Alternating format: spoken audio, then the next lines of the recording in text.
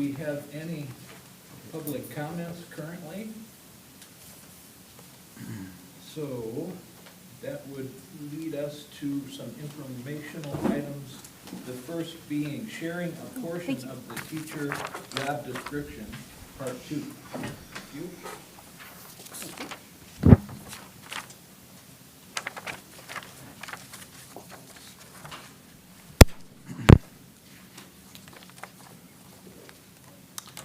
Hello, so this is part 2. As President Howery said, we are continuing our review of our teacher job description, and this is just an effort requested by the board, Tom Mooney in particular, to just make sure the board is oriented to the responsibilities, the many responsibilities that a teacher has in their workload. And so I'm going to pick up kind of where we left off a little bit, sharing this document with you and with the public out there. And reminder that this teacher job description is under review. We'll be discussing changes to it with the Employee Relations Committee, and that is something that we try to do routinely. So just know that this will be changing, but not dramatically. Last time that we were together, we were able to review the first sections of this, including the responsibilities under planning and preparation, as well as those in the second part of the classroom environment. So this time we pick up on where you can see it says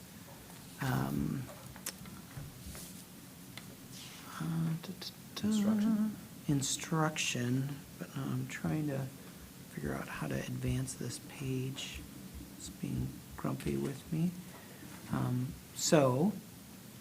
Oh, there it goes. All right. So into instruction. So I'm just going to talk about and highlight a few of these things. Much as with classroom environment, this is an observable thing where when we go into a classroom, this is something that you can see or hear. The first part is communicating with students, and that's not only how a lesson is explained, but also how the expectations are communicated for learning. Of course, you want the information to be accurate that is shared with the students. The second part is really important, using question and discussion techniques to involve everyone, to make sure kids are doing the thinking on their own and doing that higher order thinking, and really showing that you value everyone's contribution and engaging those that may not be as voluntary as I might have been. I was a hand raiser, and some kids aren't, and making sure everyone's involved. And that's a nice segue to engaging students in learning. So students are engaged in that content. It's designed intentionally for engagement, and there's some scaffolding so that everyone can access the curriculum and be challenged. Along with that, we're using an assessment to guide our instruction. So in Teacher Talk, we talk about formative and summative assessments. Formative assessments are those things where we do the checks to see how the students as a collective are learning, and students self-assess their own learning as it's in progress. Summative is sort of at the end of a unit or a course when it's done. So there's that constant give and take of feedback where that assessment informs, oh, it seems like our students are really struggling with this. We need to review this. Or I've got a group of kids that need something additional. And then once that information is gathered, you demonstrate that flexibility and responsiveness, both to what's occurring in the moment and what your analysis has taught you. I would say when I'm working with a teacher, I think of this domain number 3 as being one of the most important and challenging. You can't have high-level instruction and this thinking and engagement without having a strong classroom environment, which is domain 2. However, this is where kids really advance in their learning. Moving on to The next one, which is professional responsibilities. So these are the things that sometimes those of us that aren't directly involved in the classroom don't get to see. So it starts with teachers reflecting on their teaching. We have an amazing group of teachers that are constantly reflecting on their teaching and trying to improve their instruction. They are a driven group to a fault. Sometimes their expectations are too high for themselves. So, analyzing how kids are responding and how the lessons are going and improving. A big part of what a teacher gets to do is record keeping. So all of our teachers have records. They may change in scope and nature based on their role, but all of them have deadlines and schedules from things that come from the district office and educator effectiveness to maintaining grade books and reports and all those kinds of things. A ton of behind-the-scenes record keeping occurs.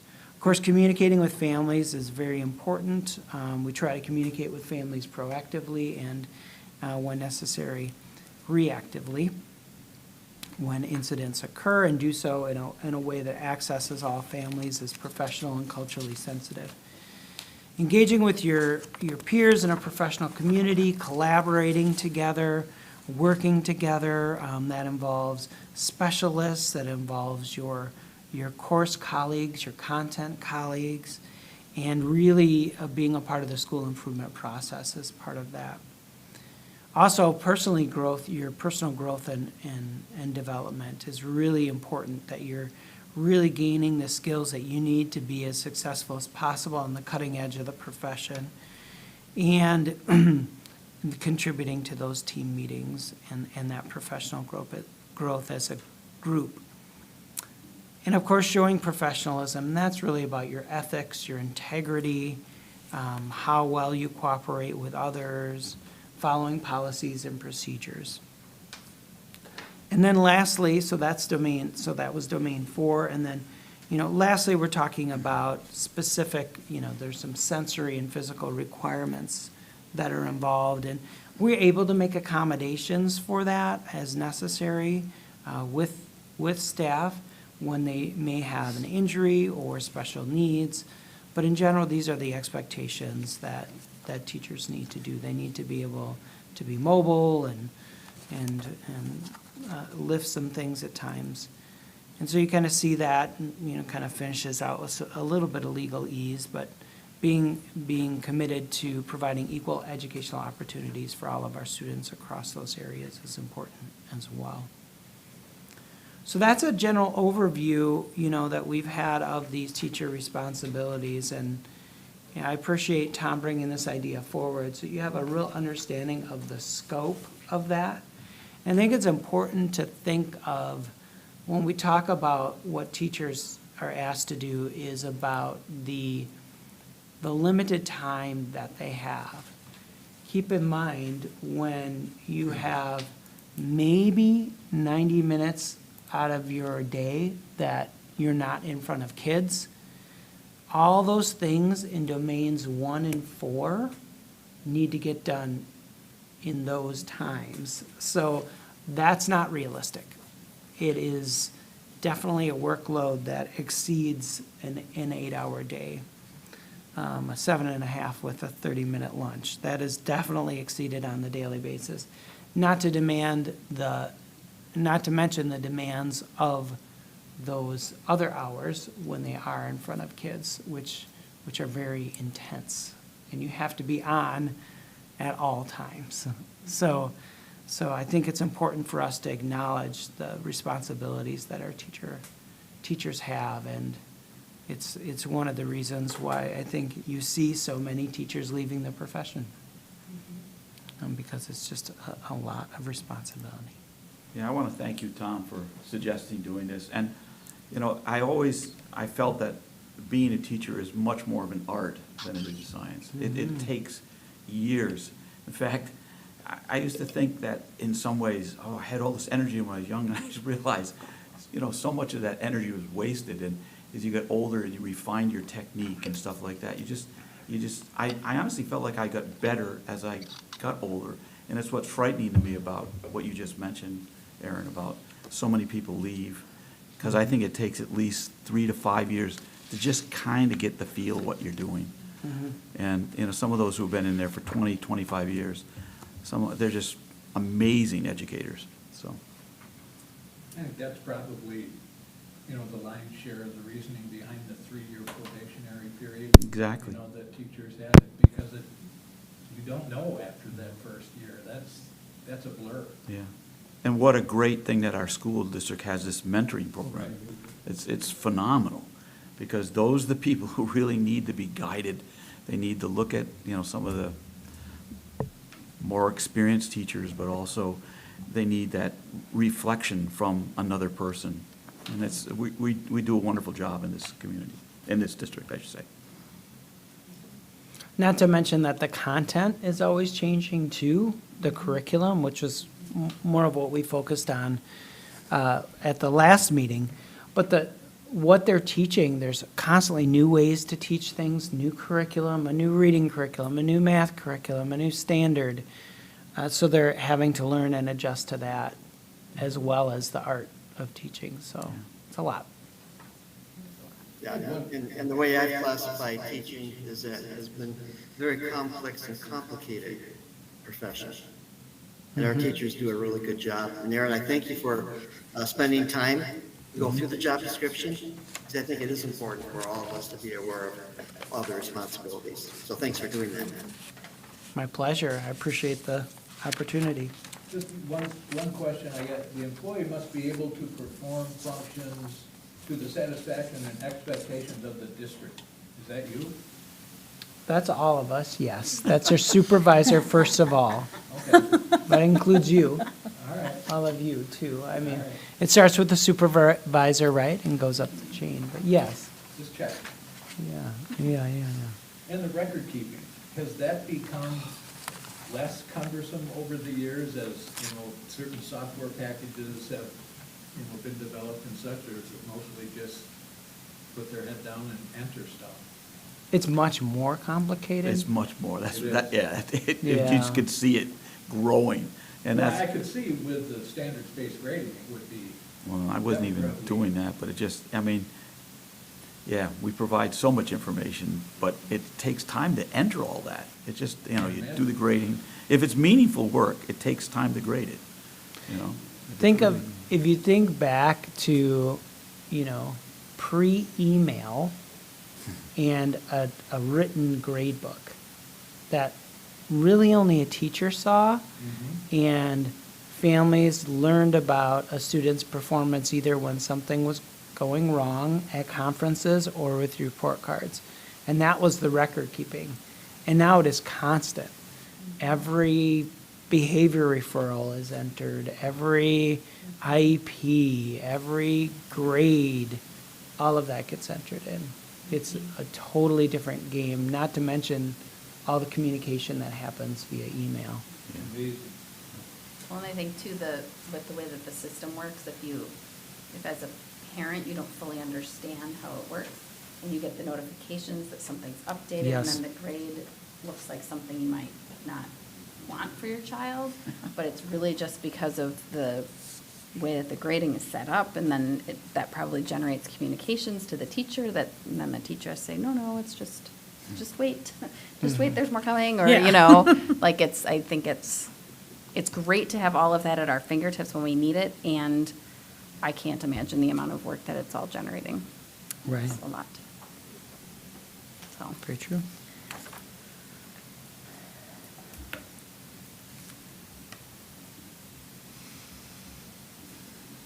Anything else? Moving on. School district, village board joint planning committee meeting was held on July 9th, 2024. Bruce, myself, Aaron, who else was there? Jeff? Jeff, correct. Attended, and I thought, in general, I think everything that was touched upon is pertinent to both the district and the village, including the joint projects that we've embarked on, and we've talked about progress on things such as the inclusive playground and the solar farm, those kinds of projects that the village and the school are sharing, which is a far better than it was as little as a decade or so ago. We're making real progress in terms of working together with the village, and I think it's gonna reflect on future endeavors.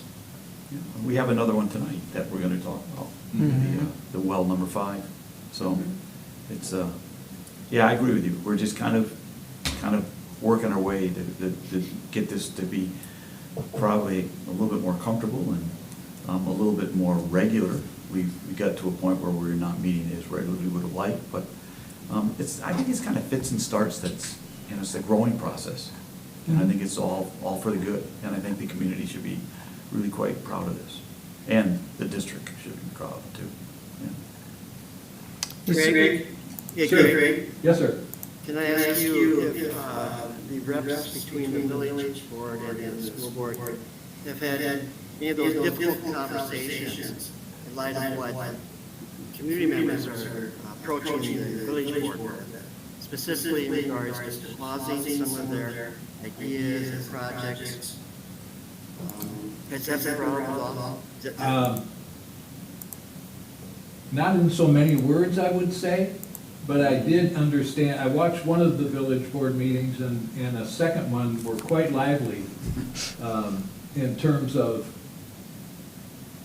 how the village does their financing, and if there's any communication between the village and the school with these, major projects that can impact one or the other. But no real official, unless Aaron and/or Jeff has done something since the meeting. Well, there's sort of two sets of meetings, and I think it's important that the board and the public understands that there's this joint meeting, which is a public meeting. You can watch the recording of that or attend in person, as we did. We had someone attend in person at this last meeting. And during that meeting, we do talk about joint projects. We also talk about projects and priorities of each entity. So we spoke at length about the referendum to make sure that the village was informed about where we're at in the process. And they spoke at length about the design phase that they're in for the municipal center. And that was where, I think we had a pretty good conversation in that meeting about making sure we're recognizing the impact that those two things have at the same time. The village board has been very clear, and you'll see that in the last village board meeting, that they are in the design phase for that municipal center. No finances have been committed other than completing that design. And so that was a point of emphasis because we have made the village very aware of the comments we've received from the public regarding spending, and that people pay one tax bill, and from the school and the village, they need to see us working together to minimize the tax impact to them. The other meeting, though, we have started to have monthly meetings that are just more informal and conversational. And so Craig is there, Jeff Mahoney is there, I am there, Matt Schenke is there, and President Clow is there as well. And that is just more like, okay, here's some of the stuff we're looking at, we're thinking about, we're working on, and we have had pretty direct, well, I wouldn't say pretty direct conversation during those meetings about some of the things that we're hearing, and they have done the same thing.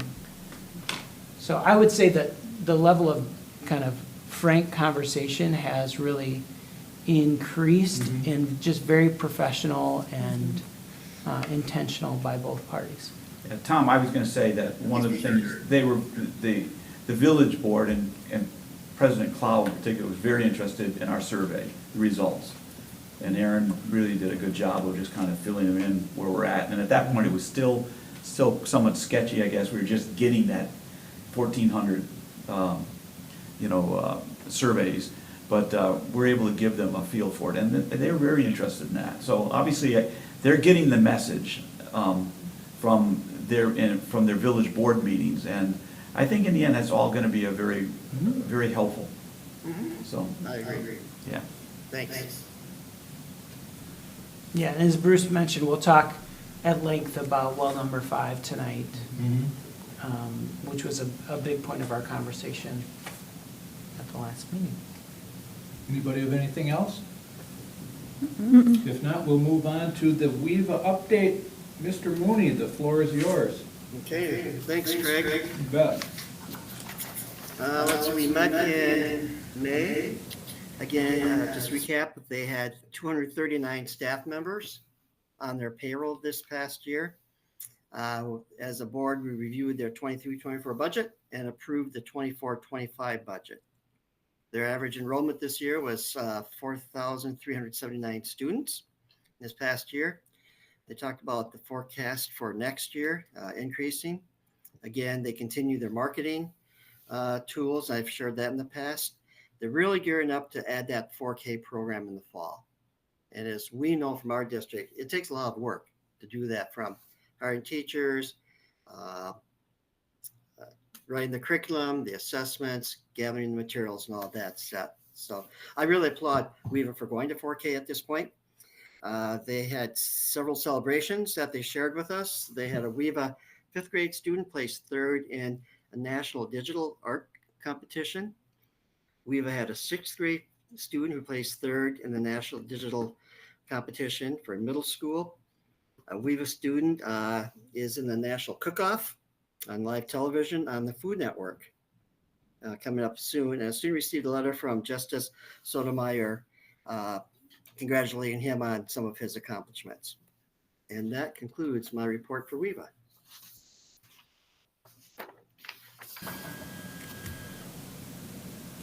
Thank you very much, Tom. Yep.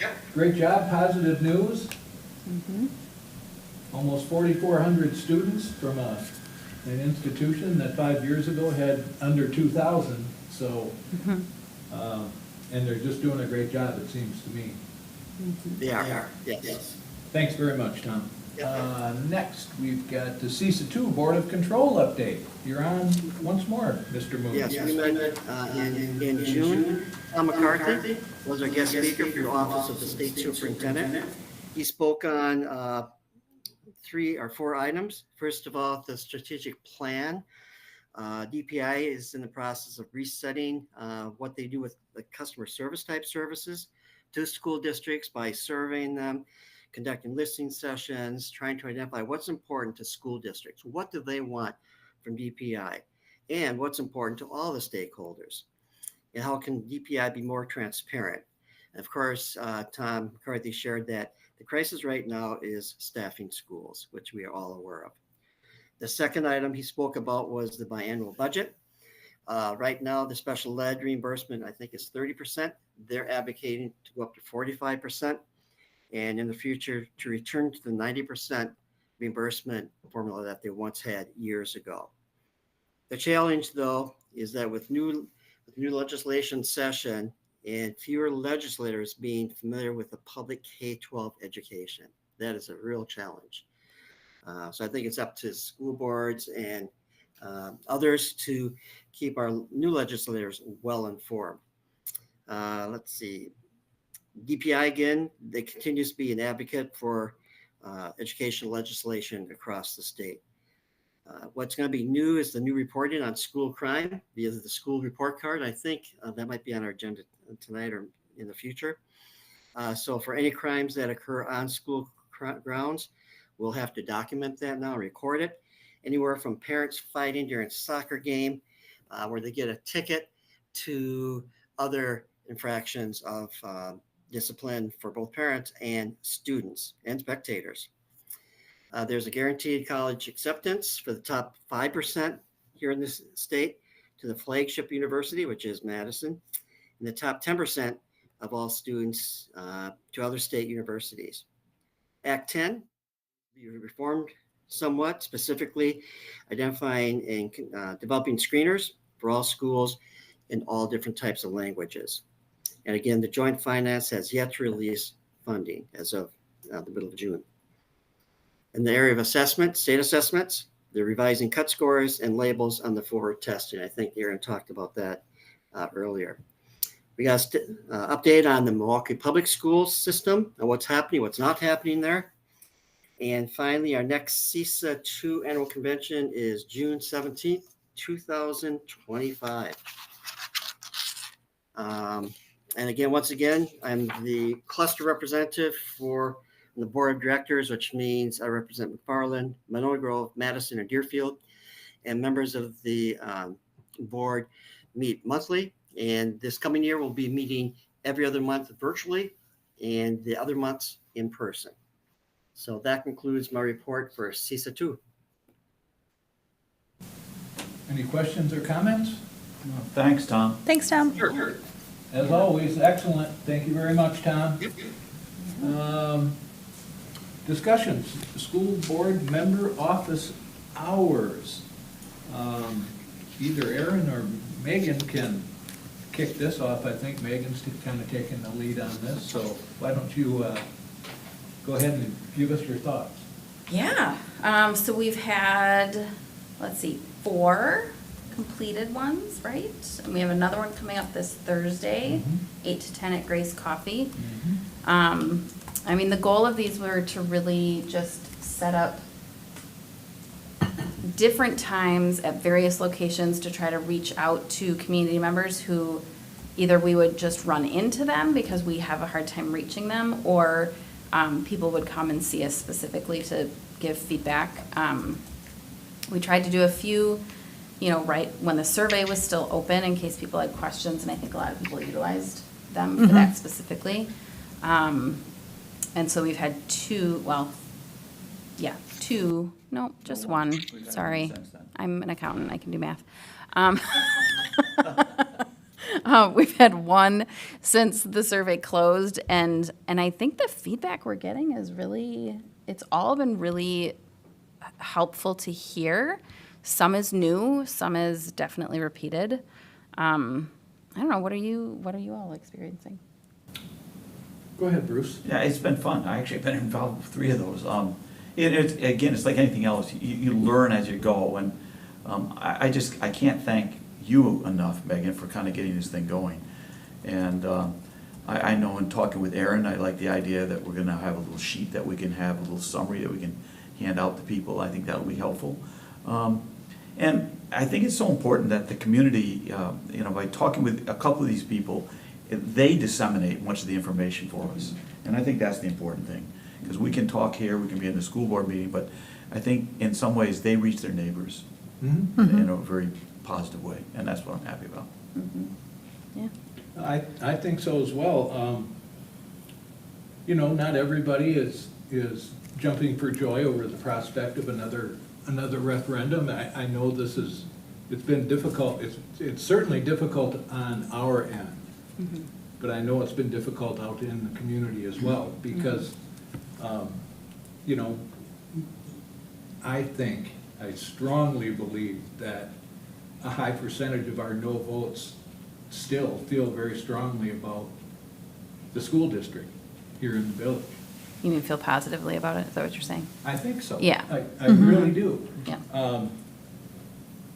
The conversations that I've had have been pretty wide-ranging, I think, and it seems like you can't go anywhere without a financial expert popping up someplace. Oh, absolutely. Every one of these things, and that's helpful. I'm not complaining about it, it's helpful.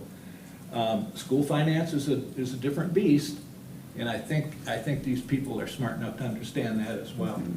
But I honestly believe that if we can touch 5 or 6 people during, our business hours, and they each go out, and I feel strongly that they will, and touch 3 or 4 others, by the time November rolls around, we should have a lot of, I would hope, informed electorate. And I think that's our goal. Our goal is to just make sure that, 1, that people come and vote, and 2, that they vote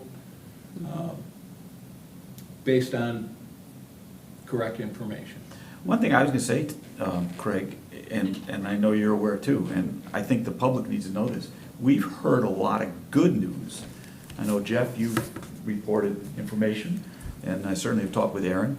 And I think that's one of the reasons why, Megan, this whole idea is such a good one, is it isn't static, it's changing, it's constantly, we're getting more information. And, what we proposed in our first referendum, I think, if we do go to referendums a second time, I think it's going to be very different than that first one. And that's partly just because of things that, Aaron, you've been able to accomplish, and some of the news that we've heard from DPI and others. So in that sense, it's really good that these people show up and, tell us about this good news, and that's what I'm hoping they'll do. It's been interesting, too, to see the different ideas of perceptions of what is happening with, any range of topics, whether it's finances or, programs at the school that are either not accurate or, the perception is just out there because we're not reaching them with the accurate information.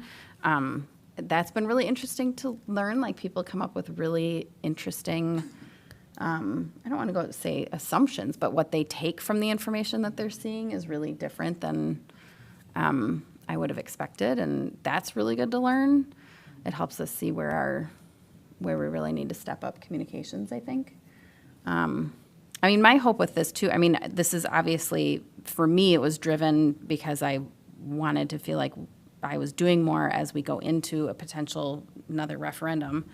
But I think also it would be, and the feedback I think we're hearing is that it would be great if we continued it after even.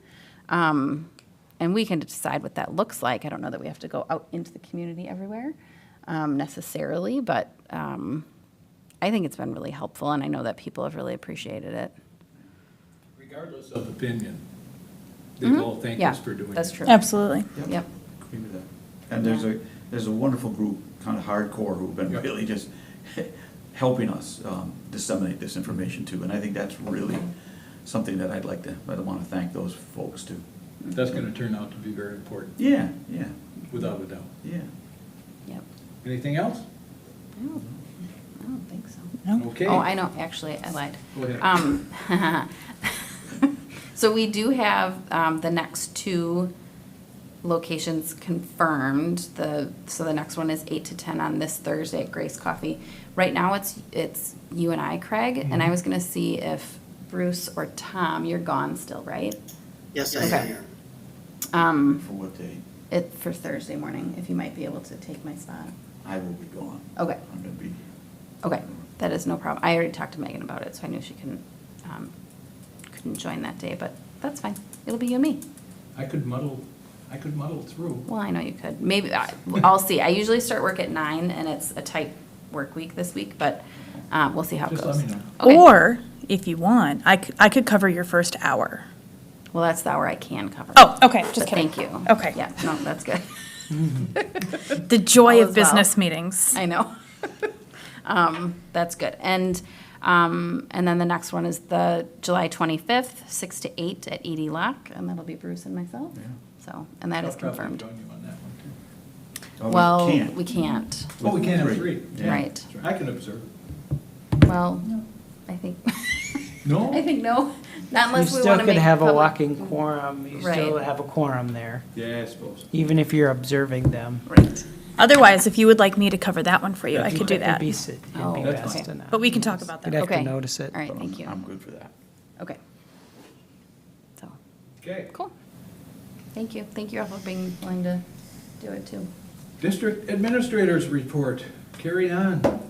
All right, so some things going on, some recognitions. I was able to attend a school safety presentation with our safety coordinator, Mike Clements. We went to the Sauk Prairie School District that hosted the Office of School Safety, who did a presentation on lessons learned from the shooting at Parkland. It was really good because they would have a topic that had come from the reflection on that event, and then Mike and I could get together and go, okay, where are we at with this? How are we doing? And was really reassured in many areas, also had a few other tips, and if you know Mike, he moves fast. So as soon as we got back, he was like, okay, we made these changes here and there. Some of it was language usage for the most part, but it was just helpful to hear from an actual situation and be able to reflect on that and the lessons learned from that. I think the biggest takeaway from that is just a good reminder about, with these incidents that have happened, there's nearly always been some sort of warning sign that in hindsight seems so glaring. So just, taking each situation seriously. We have a well-trained threat assessment team. They didn't have that in that case and things like that. So that was really great. I also wanted to give some recognition as we're talking about Title IX today. We have an amazing Title IX coordinator and harassment compliance officer in Lauren Arango, who continues to be engaged in training and learning and developing systems and processes, and has handled multiple investigations with professionalism. And it's a difficult but very, very important job. And so grateful for her, especially as we move on to these new Title IX regulations, which have expanded the focus of Title IX from sexual harassment to also sexual discrimination. And so that's something we'll be talking about a little bit tonight, so appreciate her. Summer project updates are just moving along as planned. We are very fortunate. The Wabisa Inclusive Park and roof projects, parking lot, all of that is going really well. The high school cafeteria floor work with that unfortunate event is underway. We will have a new floor in the high school cafeteria sometime probably mid-August. And as difficult as that is to part with the old floor, I can tell you the new floor is safer. That was not the best floor for cafeterias. It would warp when it would get really humid. And it's slippery. Yeah, it was Slippery really, at it's times, interesting. And not the easiest to clean up or repair. And the every, I think about 5 years, having to do a full coating treatment is a little bit cost prohibitive. So there's some benefits to tragedy in this case with the floor, but that project is underway and growing really well among other smaller projects and the cleaning that occurs each. That has been a long project. Oh, it's gonna be I mean, huge. that's, There's a lot of Wow. remediation that needed to be done. Yeah. Yeah, Wowza. it probably should have been done a long time Maybe ago. probably Yeah, should. yeah. Yeah, but it's hard to accept, so appreciate that. Have some, trying to do in the summer, give you some reflections on the year. So was able to work with Jeff Mahoney to get some food service numbers from you for the year. So 54,620 breakfasts were served this year, and an average of 14% of our students take breakfast. And 186,347 lunches were served, so that's a full lunch. And that's about half of our students, about 48% of our students. And for the first time ever in recorded history, Indian Mound Middle School increased to over 50% participation rate. Wow. So that's exciting. I think they're at They 52%. got great staff there. Yeah, Yeah. and they've At been all of trying our some new schools. things, Yeah. which gets to the next part, some à la carte items as well. That has 182,000 à la carte items were taken. And I want to be clear on this, as Jeff and I were discussing this today. These aren't Snickers bars. I think when we think of à la carte, we always think of these, and what I used to take back in the day before they actually cared what we ate. We're talking about, they might just get a salad instead of a full lunch meal, right? Or a sandwich. So really outstanding participation, and the participation continues to go up. The meals are well prepared, they are, on time, healthy, nutritious, and also tasty. Do we know ballpark what percentage is free and discounted? I think, typically, the last few years, we've been about 17. Is that about right, 17%? I passed Under the test. 20%. Yeah, about 17%, and that's gone up over time. Used to be lower, and it's gone up, but I think we've been pretty stable about there. And that's all that we know, right? We only Right. know what we know. No, I get it. And a very big point to the free and reduced program is because of the fact that the federal government supplied school districts with more funds during COVID. School districts built fund balances in food service. And you can't have too much fund balance in food service. So in fiscal year 23-24 and this coming fiscal year, reduced price is actually free as well. So okay. there is no distinction in our school district for free or reduced, both are free. Wonderful. Just because I, want to make sure the public, I'm not sure that wasn't on mic, but just so, they zoomed in on me there. Just so the public, that was a little scary. So that's great. Just so the public is aware, what Jeff was saying was that during COVID, there was additional funding to school districts, and districts were able to keep some of that money, and now we're using that to offset the cost for what would have been reduced meals. Reduced price meals are now free. So it's all free meals, or you pay the full price. So that's a nice thing. Of course, we do miss the days when it was free for everybody, but I miss those days. yes. Well, my children I happen just to know eat some all the teenagers time. who really have taken advantage of those a la carte and Yes. entrees. Oh, yes, I all on love the same those. day. Mhm. It's great. Yeah. So it's great. Yeah, make sure to watch your account. Yes. And then we have some donations that have come through. I wanted to give some thanks, public gratitude to the Sons of American Legion and Nathan Butzloff for their donations to improve the baseball dugouts, as well as St. Charles Toyota and the Elf family for their donation towards the outdoor track and field record board. Oh, nice. So Cool. some really nice, and I don't want to throw out That's good. dollars, but sizable contributions. Yeah. Do Thank you. you know what sort of things they're intending to do on the dugouts? I don't know. Do you know, Jeff, about the dugouts They're not improvements? I bad. don't know. The Village Park dugouts? No, it's for district, so I don't know what The they're doing. the baseball fields? Yeah, I don't know what they're for.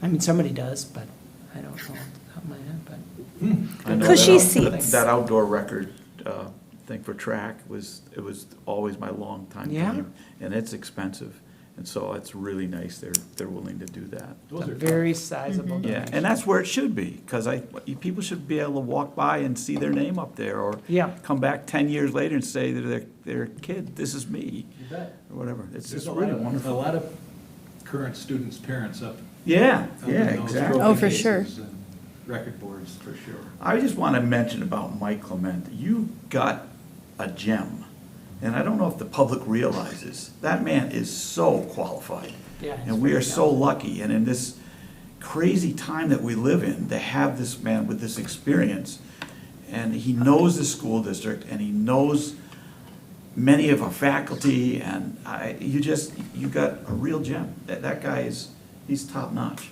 He's been a fixture Yeah, of the he's district just, for many, many years. yeah, what a great person to have working. He was the first. He was our first School resource officer, correct?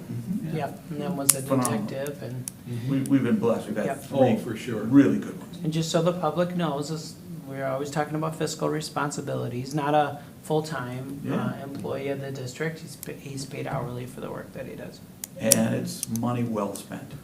I mean, in today's Agreed. society, yeah. In other news, we have some slideshows. We've got some cup stacking by 5s and 10s, right? Doing some math here in a fun way at summer school.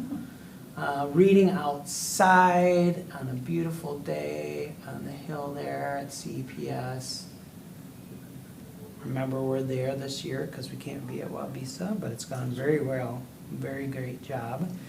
Doing some hot air balloon art projects during summer school, so they have, you know, some sort of core academic instruction, and then they also have related arts opportunities during that time as well. Some more Olympic art projects with the Olympics happening. Coming up next week. That's right, Mm-hmm. Paris. And then 102 of our students headed out, are in Greece and Italy. They must be coming back here pretty soon. Yeah, they come I back to read a Rome. post, I mean, they're. a post yeah. on one of the social medias about just the day they had had.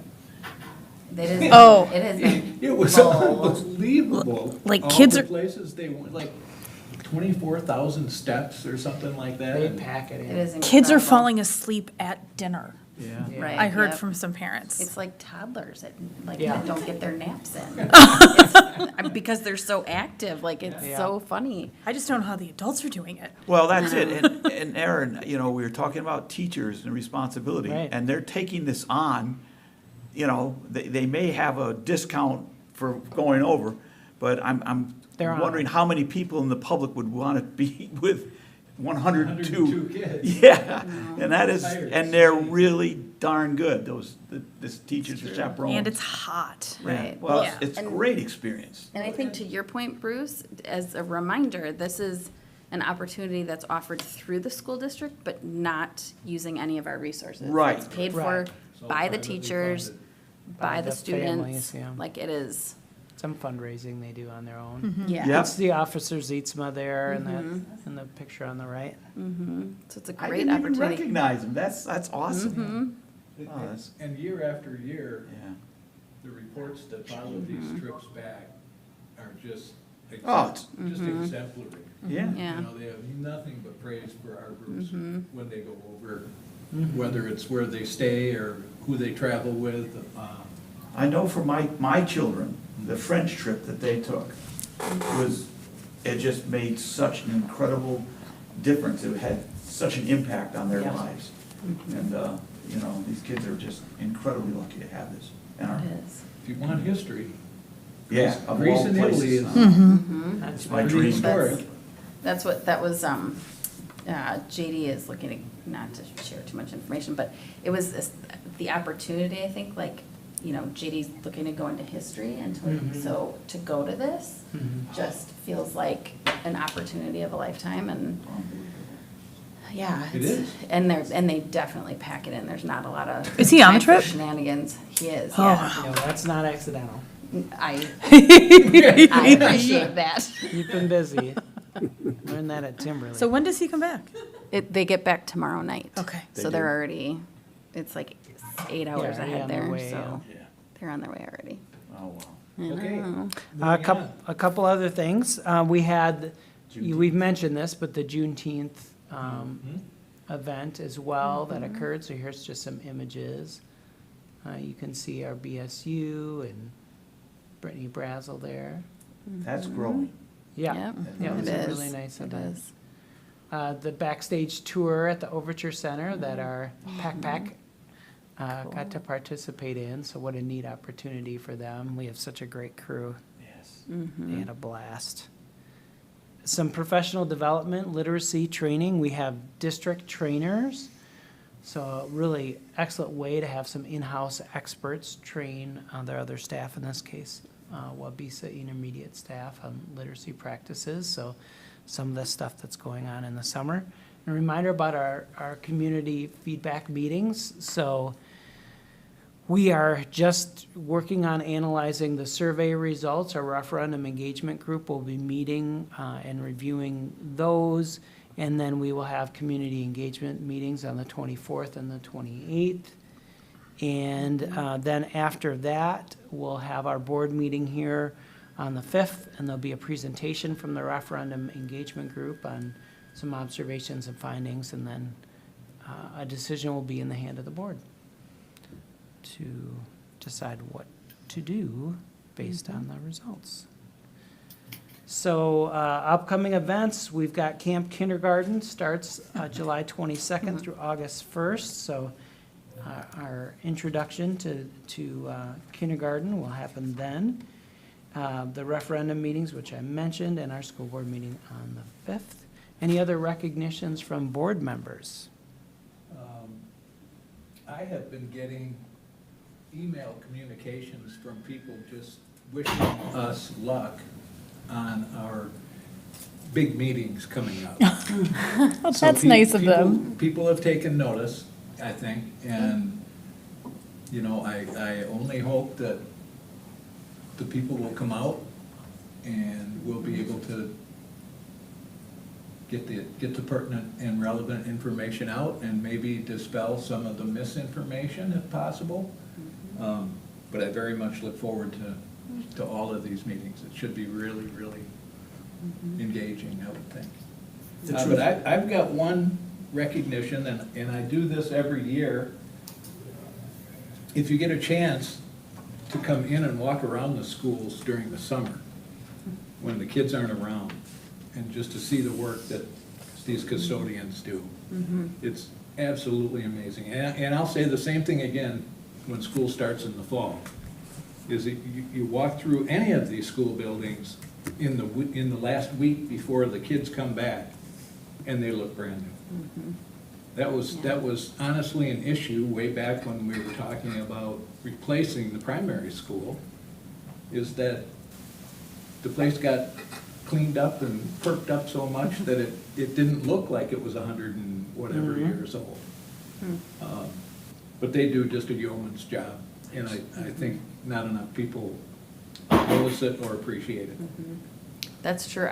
Now that you say that, it reminds me of going to my kids' different events and going to different school districts, and that is noticeable. The difference in our, the maintenance and the cleanliness of our facilities is really noticeable. Yeah, Absolutely. thanks for that, Craig. Anything else? Anyone? Moving on. Business managers report. Mr. Mahoney, the floor is yours. How's it going? Doing well. Good. Let's keep it that way. Yeah. We'll do that. Okay. We'll have a presentation on the screen, but I put too much in here, so everybody needs a printout. No. That's unlike you. Tom, I didn't send you a printout. We could probably email it to you. Well, that's key. I can read the screen. All right.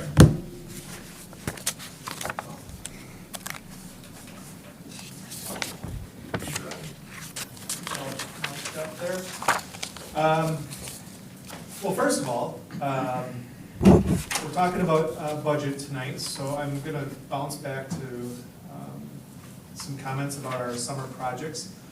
Just a reminder to the public that if you weren't aware that we did have the issue with the cafeteria floor at the high school, again, that was a mechanical issue by a failure of a company's product, and that entire floor that's being replaced is covered by our insurance, but also we will be going after subrogation, which means we will be having our insurance company work with the other company's insurance company.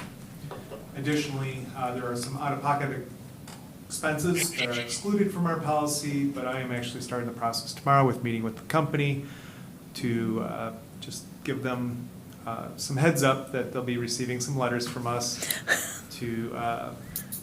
because asbestos is a item that is excluded from all property insurance policies, and since that did have a mastic that had asbestos in it, the abatement certainly cost, and that is excluded. So we're working with them, and we'll continue our journey with that floor.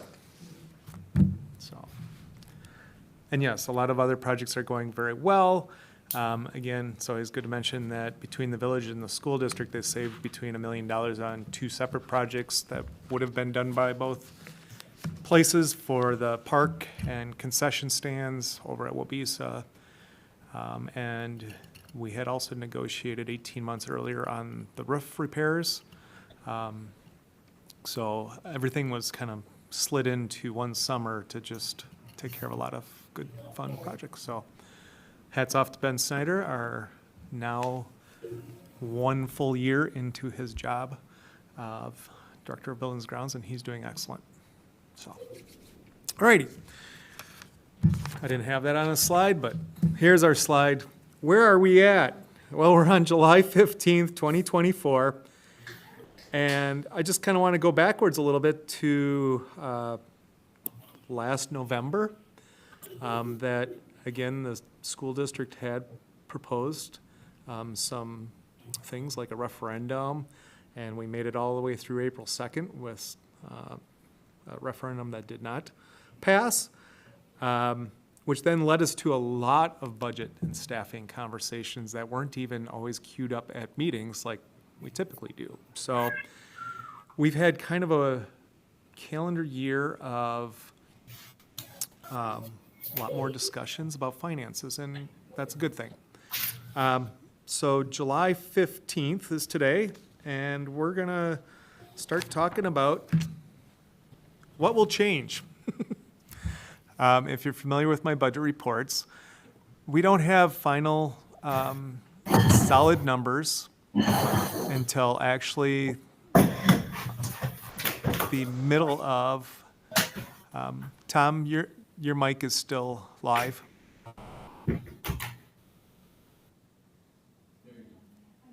Okay.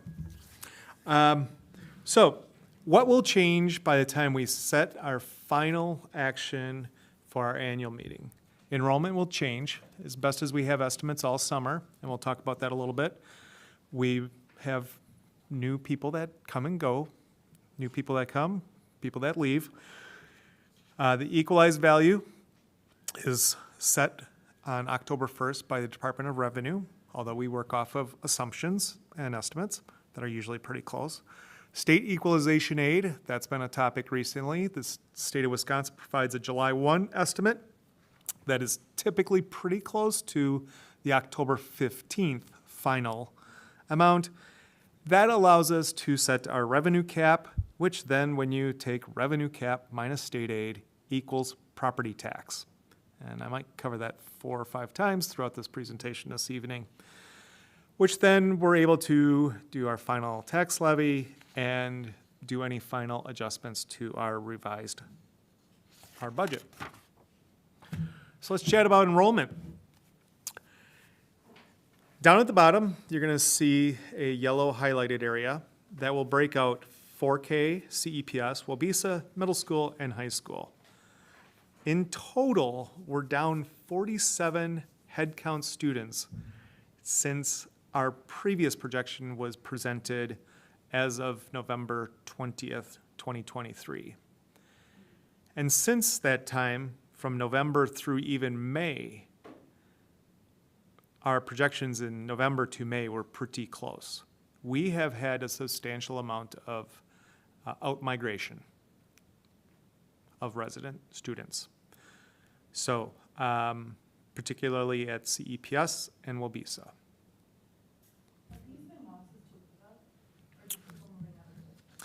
People moving out of the district.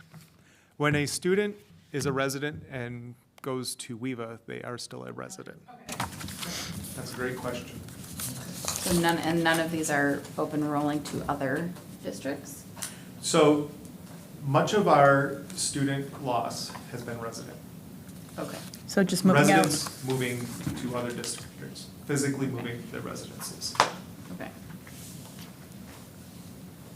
So that is one reason why when we've had openings at both CEPS and Wabisa, we have been able to stay within our optimal class sizes. Thank you, Aaron. Mm-hmm. I appreciate you getting me through some of these. Exactly what you did. So that's enrollment headcount. Enrollment revenue cap. Enrollment revenue cap is only residents. It does not include open enrollment. It doesn't include students that are on a tuition agreement. For instance, technically, our Burmester Woods area which is the Oregon School District, but a residence that is near our school district adjacent. We have buses going in and out of there, passing Oregon buses.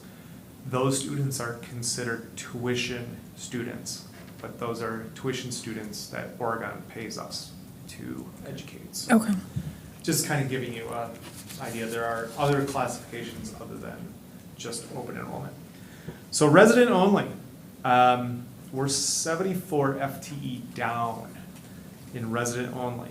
So even though I just talked about our head count is down significantly, our FTE resident is down more. That's partly because our open enrollment, we did add more to our total that we have. And again, we have to wait until everything's final on third Friday in September, which is when enrollment is classified. So that plays into the revenue cap, because revenue cap is based on a certain dollar amount per student times the number of students you have. That's a revenue cap. So not only are you limited when the state of Wisconsin doesn't provide any inflationary adjustments, but also if you have declining enrollment, your revenue availability goes down as well. So just as a reminder, for this coming fiscal year, 24-25, we're actually in it by 15 days, now that I remind myself. I live in about 3 different fiscal years at a time. So we're looking at $12,379. Compared to the previous year, it was $325 less. The state of Wisconsin did give last year and this year $325 inflationary adjustments. Those are about 2.7% adjustments. Is that what it comes out to? Yeah. Okay. 325? Yep. Yeah. What's the OE? So open enrollment. Okay, okay. So if you wanted to compare what does an open enrollment student that is non-special ed, what kind of revenue flows our way, is about $9,000 this coming year. Now for let's use, for example, Verona School District that has a revenue cap of nearing $17,000. They retain the difference between, they get to count them as a resident student that's going to the other school district. So we receive $9,000, however, that school district gets to keep $8,000, basically, because their revenue cap per student is high. So some districts benefit even from potentially students being elsewhere. How does that happen? How does the, Why is that differentiation between that district and, say, ours? Why do they get the additional? so similar to like Oregon, Monona Grove, Stoughton, they've passed referendums to Okay, exceed the okay. revenue cap Okay, per student. thank you. Yep. I'm learning. Oh, this is, I think this is good great- information for our public too. It's a great- is- Most of our neighbors have passed referendums so that they're able to. To exceed that, okay. That's correct. Yep. Wow. All might be All of them? the better word. Yep, all of Dane County. So, now there is a wonderful thing about the revenue cap that Elise can speak to. It's known as a rolling 3-year average. And when we flip to, it's gonna be a few pages longer, but, so I'll just stop for a moment and just talk about this. The state of Wisconsin in the revenue cap takes 2 3-year rolling averages to compare so that a district doesn't, when they are in declining enrollment, does not have a major overall impact. In fact, our 3-year rolling average for declining enrollment is only 20. On top of that, in the first year of the declining enrollment, they provide you a declining enrollment exemption so that you do not lose all of your revenue cap. Because as you know, when students leave, they don't all leave from the same class. They tend to be spread out over those 14 grade levels. Can't understand why, but Yeah. they do are kind of spread out. So we'll talk a little bit more about the rolling average in that in a few slides. But this is my favorite slide, because again, The revenue cap, which as you can see here on this, it's in the red, kind of, it's a cap, so it's kind of got that red. We're gonna be at just about $29 million in revenue cap for 24-25, which is a 2.5% increase. So how did we get a 2.5% increase when we have declining enrollment? That's partly because we received 2.7 increase in the per student amount of the revenue cap. It's going up $325 per student. And also because of our declining enrollment, we have a declining enrollment exemption for 24-25. So that's how our cap goes up a little bit. Now in comes the green area, state equalization aid. That is, as you know, some of the greatest news that we received July 1. Now, why was it larger than what I was talking about a while ago? We'll have that on another slide later. But there were some things that came about with the Milwaukee School District that impacted every school district across the state. So the DPI came out with new estimates that were better than most of us anticipated. So, but we'll cover that topic in a little bit. So what happens when you take the cap minus the aid? That is your property tax for the general fund, which is going down 1.1%. And if you look over the history, it's been going down and up a little bit and down. So we're doing great there. And the cap is doing what the cap was put in place to do, which is protect property taxes. So the revenue cap, this document, we're not going to go through the whole thing. We'll actually go to the next slide. There are a lot of pieces to it. I just wanted to show you the 2-3-year rolling averages. So if you looked at the top right in the first green box, 2,313 kids, that is the average FTE for 21, 22, and 23. And then the next box down in green is 2293. That is the average for 22, 23, and 24 estimated. Now the FTE for the revenue cap includes a few other things. It includes summer school FTE and also the new charter school independence. So we only have 8 students that are counted that the school district taxes on for those students, and then the state reduces our aid for those students. And we'll keep talking about that a little bit another time. Our declining enrollment exemption, because we have a rolling average of 20 less students, is $247,000 that we get to keep for this coming year because of this declining enrollment. It comes off the following year, though. I was gonna say we get it back next year, or we're we- exempt from the exemption. Yep, we do not get the, you are correct, Megan. Okay. You got this. I am not an accountant by any means, so, Nope. Make it a little bit more simple. You nailed that. okay. The next slide has a lot more bullet points, and I've kind of covered a few of them. I think the highlight I want to really talk about is,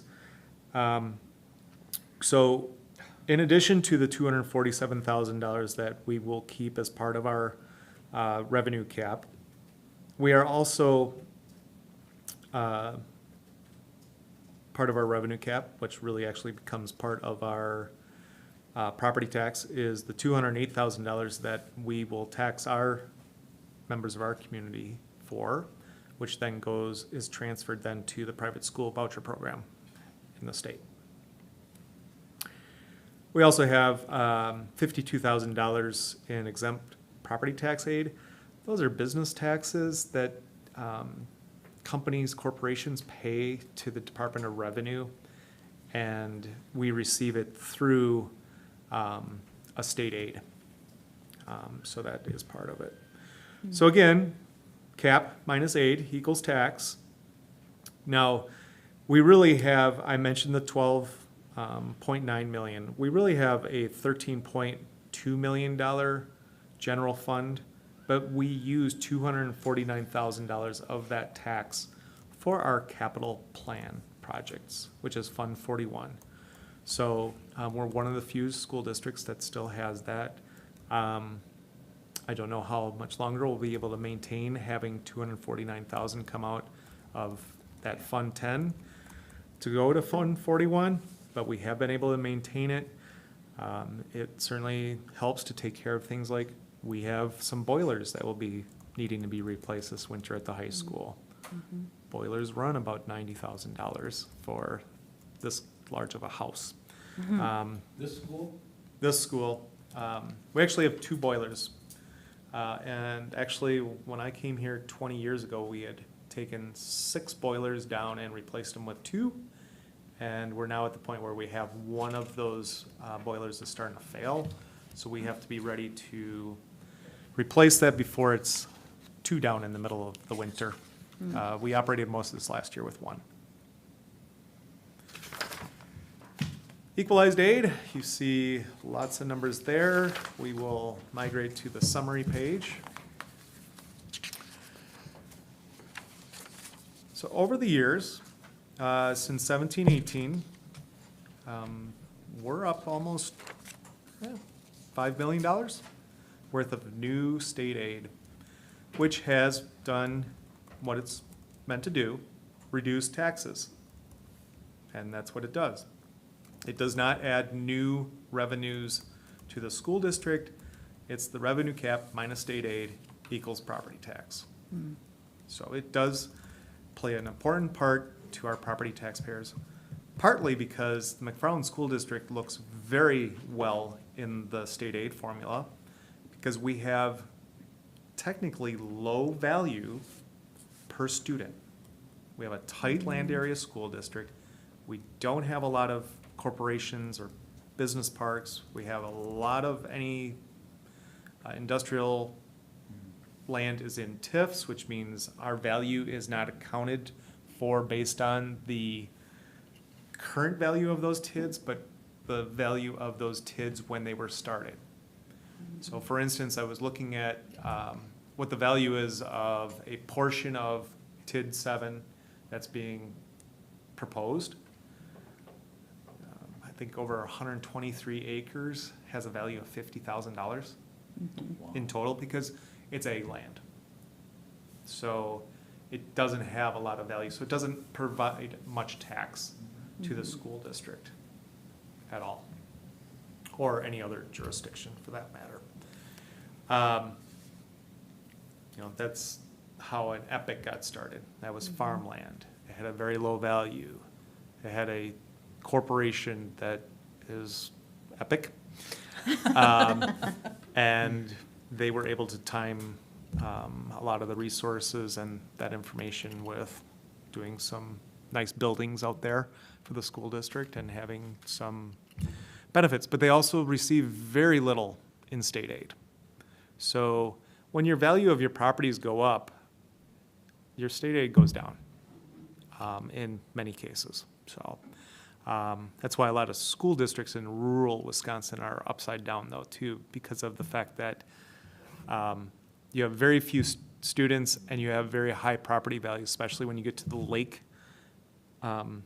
country areas or even the prime real estate of hunting lands and farmettes, cool little farmettes and stuff. So we're in a really good spot. We're the only Dane County school district to still not have negative tertiary state aid. That is because, again, we have fairly low value per student. Now, our value per student will go up because our enrollment is going down, our residential. So we'll see how this plays out in the next couple of years.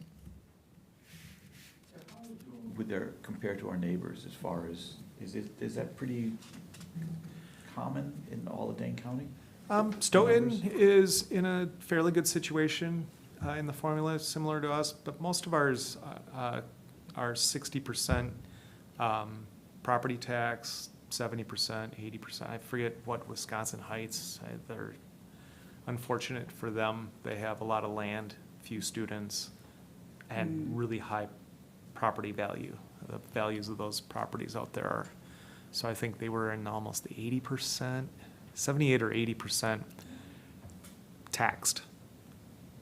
So there are a lot of factors. As Craig mentioned earlier, school finance is very complicated, except for if you stick with the simplest thing, which is cap minus A equals levy. That's right. And, Repeat this over Yep. and over and the only way to exceed your cap per student is to have a referendum, so that you can keep up with your expenses. I really appreciate your color coordination, by the way. I started doing that Agreed. about 3 years ago. Oop. I'm on equalized value. Yeah. Yep. All right, equalized value. Just a reminder, it comes out October 1st, the official amount. It's a distribution mechanism. If value goes up higher than we predict, the tax rate goes down. When municipalities, school districts, counties, and technical schools set their operating levies,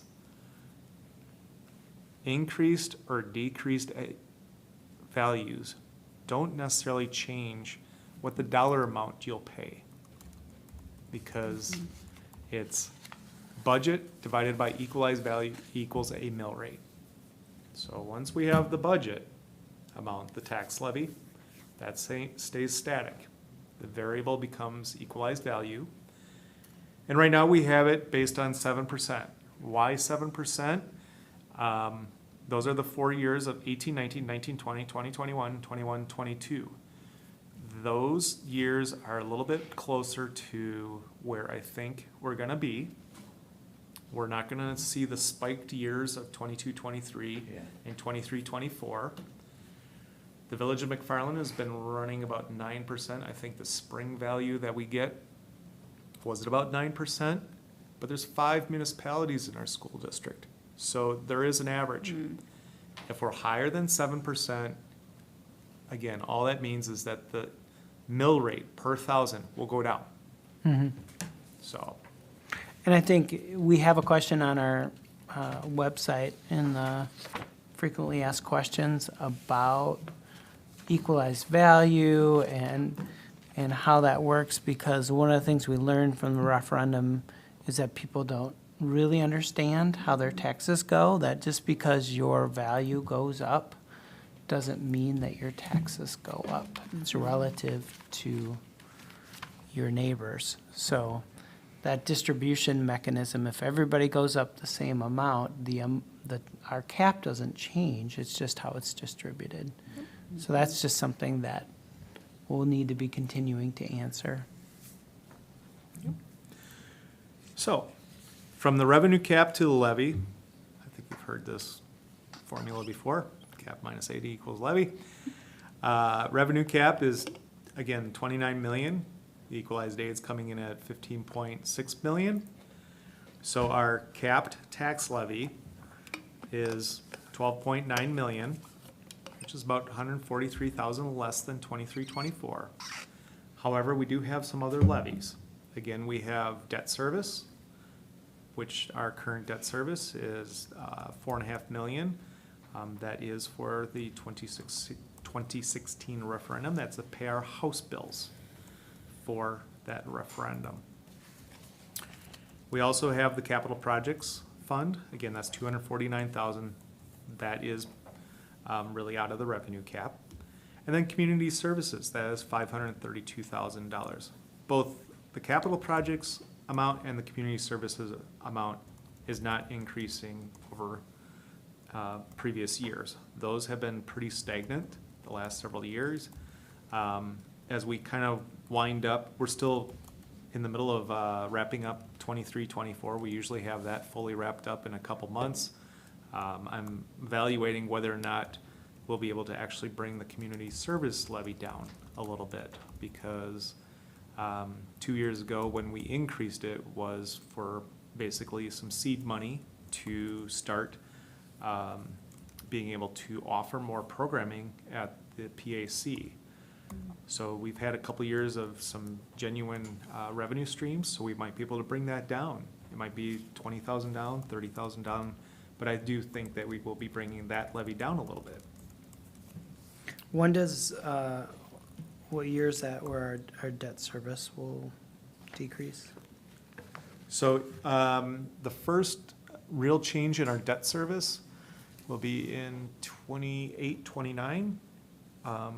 We'll have, it'll be going down, I can't remember the exact amount, Aaron, but it is starting to go down. It's kind of hit its peak of probably about 4.7 million, and then it starts to go back down. We also, when given the opportunity, will do refinancing, just like a homeowner would do if rates do start to come in pretty good. Now, we hit the jackpot really well in 2016, 2017, and 2018 because we did 3 borrowings to make sure, one, we weren't taking on debt when we didn't need to until we had to complete the project. So our first borrowing was like 6 million, and then I think the other one was 45 million, and then the balance, closer to like 17 million, was done in 2018. So we have 3 bond issues that are sitting out there. The $6 million one was just paid off. So we're sitting on the last 2, and we continue to watch the rates. And then also, right now, the reason why we haven't is because the rates were really good. Plus, we're in that time frame that those would be taxable bonds versus non-taxable bonds if we wanted to refinance. So you got to have a good margin. So our total estimated levy, of which majority is the general fund levy, which changes based on enrollment, final equalized aid, that won't be set until we get to the middle of October. So the property tax bill, and I ran this on a house that was 400,000 last year. It's going to be 427,000 this coming year. If it's at 7%, it is going to go down about $6.20. But it will actually also decrease another 7% based on, for the school levy tax credit. So if the school levy tax credit on that house was about $1,000 this last year, it'll be 7% more. So there'll be even more off of that homeowner's school purpose taxes. Hey, Jeff, Yes, Tom? could you go back to that last slide? The last bullet there, the property tax bill will be less than 2324. For clarity purposes, would it do anything if we put the school tax property bill will be less than 2324? Because I think a lot of taxpayers just clump property tax with all everything. Correct, Tom. I appreciate you clarifying that. We are just talking about school property taxes here. Should it be labeled school property tax then? Just so there's no You confusion. can certainly put that word in there. Yeah, I don't know how others feel about that though. Yep. I Nope, agree. that makes sense. Appreciate that. So, for our taxpayers, and, you know, if we go back over the last 5-6 years, many of our taxpayers are paying, for school purpose taxes, are paying significant amounts less for school property taxes than they were 5 years ago, and it continues to go down. That's because of a revenue cap and lack of inflationary adjustments to offset the one-time federal funding that was provided us over the last several years. And with that, I can talk a little bit about revenue and expense topics, since this is really a revenue and expense budget update, and we've talked about really the resulting factors of it.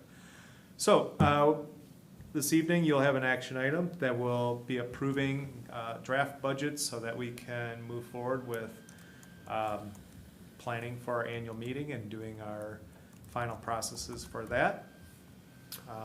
The school board has generally seen draft budgets, but not approved a draft budget. Partly the reason for approving the draft budget is because if, in the event we need to do any short-term borrowing this year, the board would have had to have accepted a budget prior to an annual meeting. So that's why we're doing this. So the action item will have funds 10, 21, 27, 39, 41, 50, 80, and 99. This evening, we're just kind of mostly talking about funds 10 and 27, of which those two funds, we've had $1.3 million in cuts, nearing $800,000 in salaries and benefit cuts, staffing attrition, and then about $500,000 for non-salary benefit expenditure line items. So the general fund, when we kind of factor out WEVA, is about $34.2 million in revenue, and our expenses are 36.6. As you note, I did strike through that we are all done with one-time federal funds. Over the course of the last 3 years, we've used $6 million for operating expenses, which have been what's helped reduce people's property taxes. So our net deficit of this budget that would have an action item would have a $2.4 million deficit.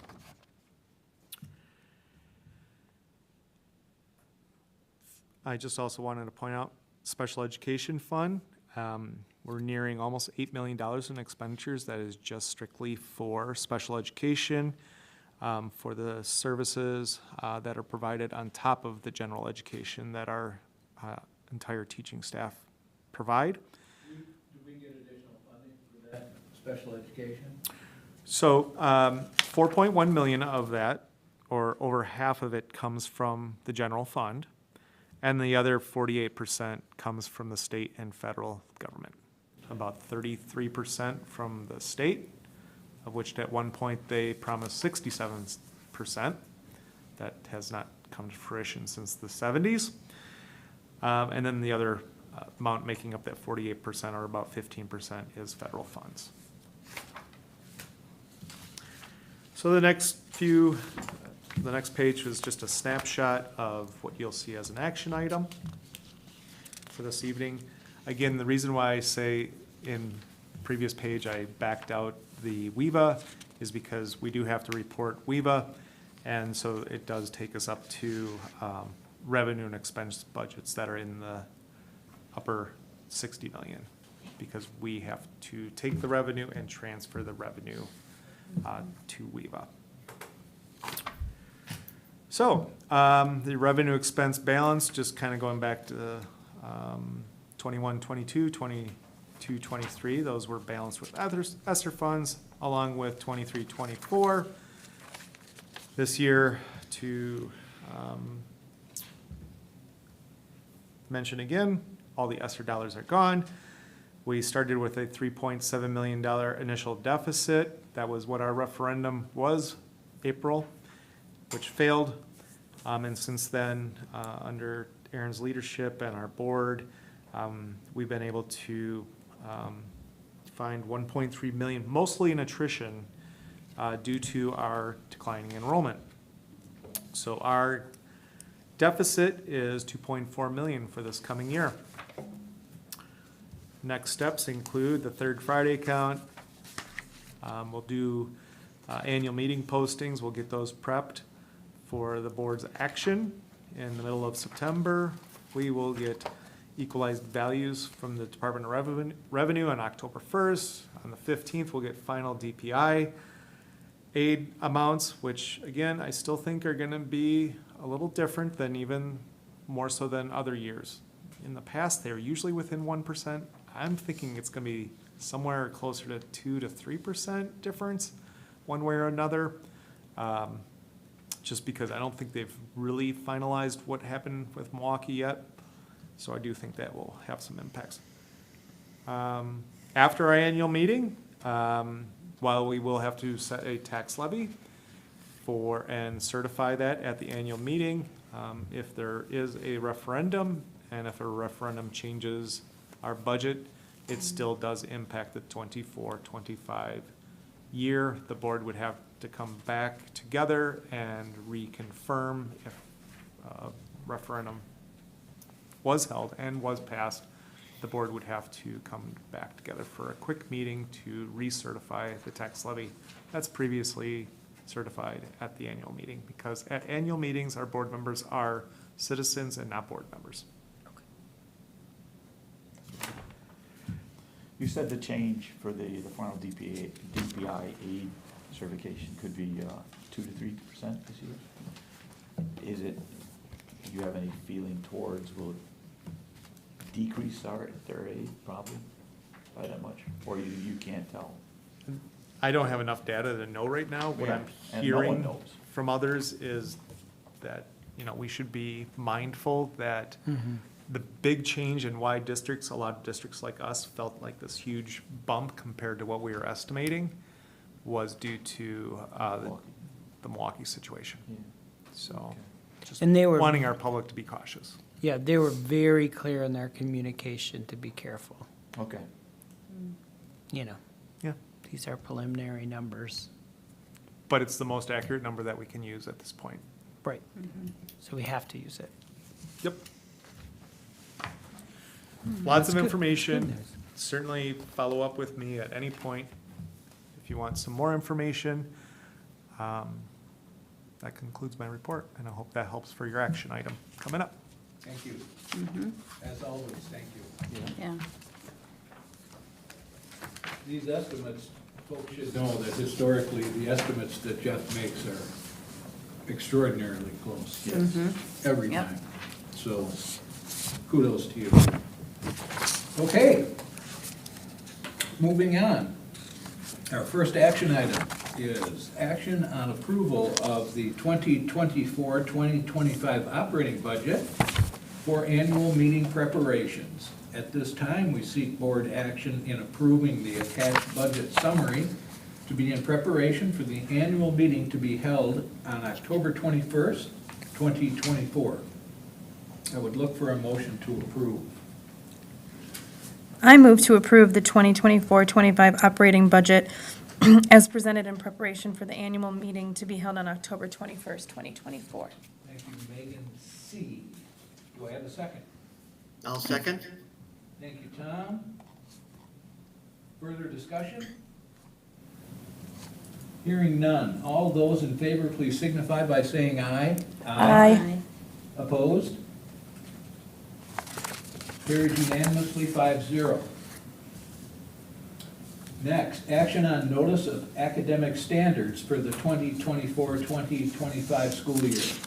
Pursuant to Wisconsin statutes 118.301GA and 120.1213, the school district of McFarland hereby gives notice that the Wisconsin academic standards are in effect for the 2024-2025 school year.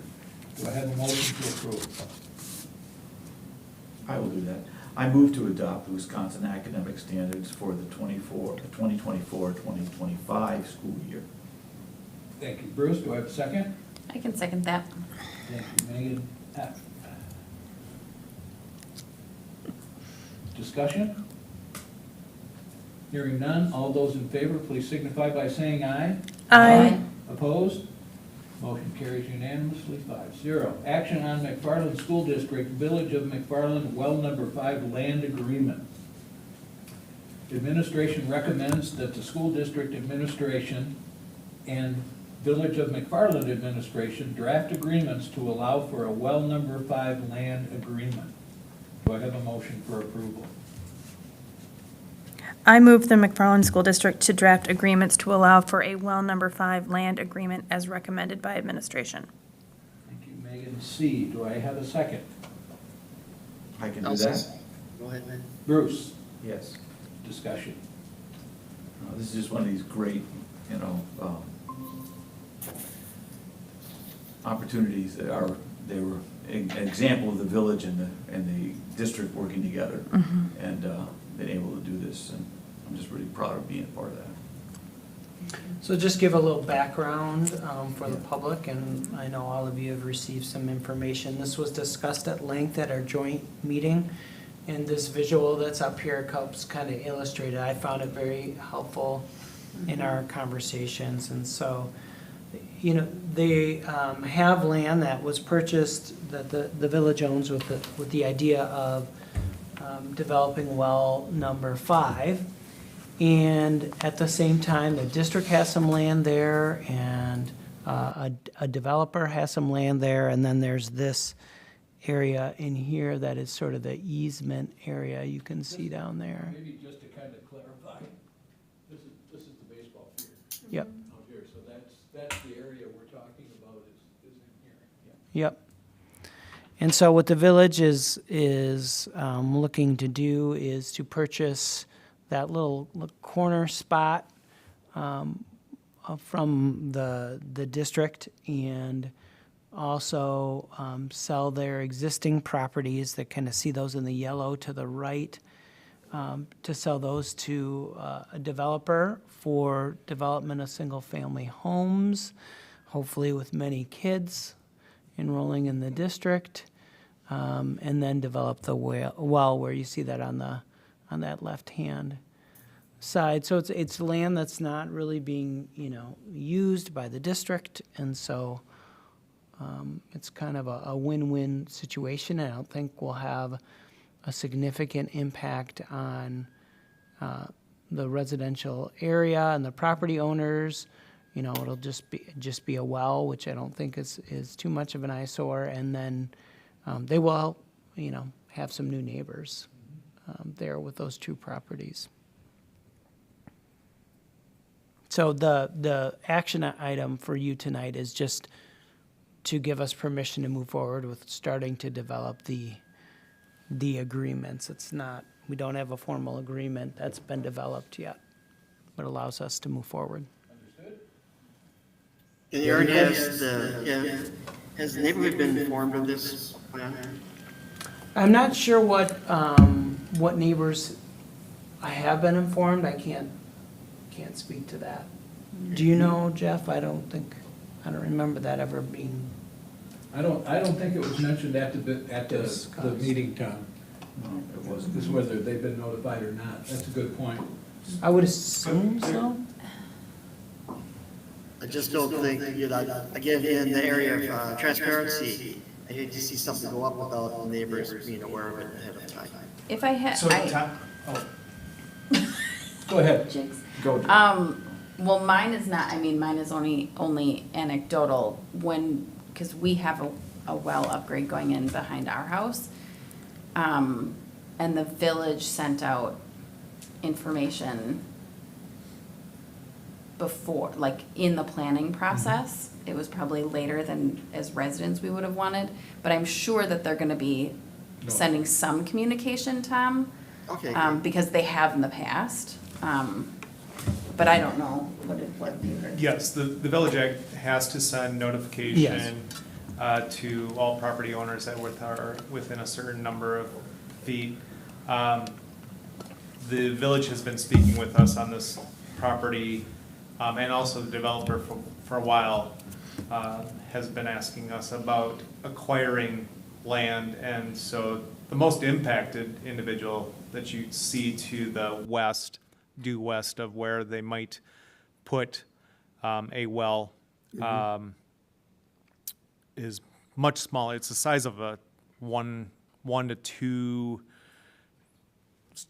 garage, two-door garage. It's probably kind of the normal size. They're usually pretty aesthetically nice.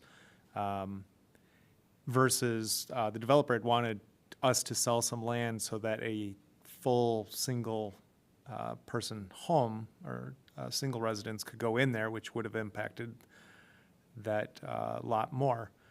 Further, one of the best things about this is even though they would be purchasing, because they have to have a certain amount of square footage lot to put a well on, the district will still be left with basically the whole green space that still exists for that part of our land. So the district has a lot of win-wins in this.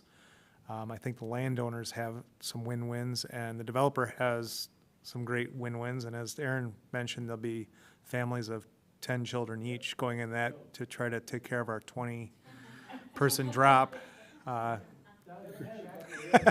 So, yes, notification is good, but it is overall something that's been on the radar of the school district for probably about 7, 8 years, ever since we purchased Yeah. them, or started to develop that land, and we're not gonna put in a road through it. Yeah, thanks. Those lots are really in a hot commodity right now, and that's gonna increase tax revenue for the village. So that's good. Okay? Thank you, Jeff. Thank you, Megan. Any other discussion? Hearing none, all those in favor, please signify by saying aye. Aye. Opposed?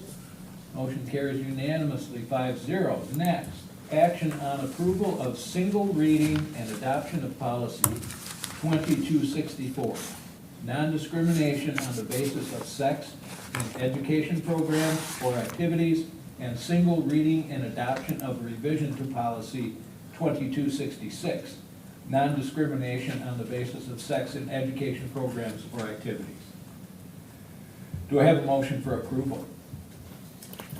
I can move to approve the single reading and adoption of policy 2264, non-discrimination on the basis of sex in education programs or activities, and single reading and adoption of revision to policy 2266, non-discrimination on the basis of sex in education programs or activities as recommended by administration. Thank you, Megan.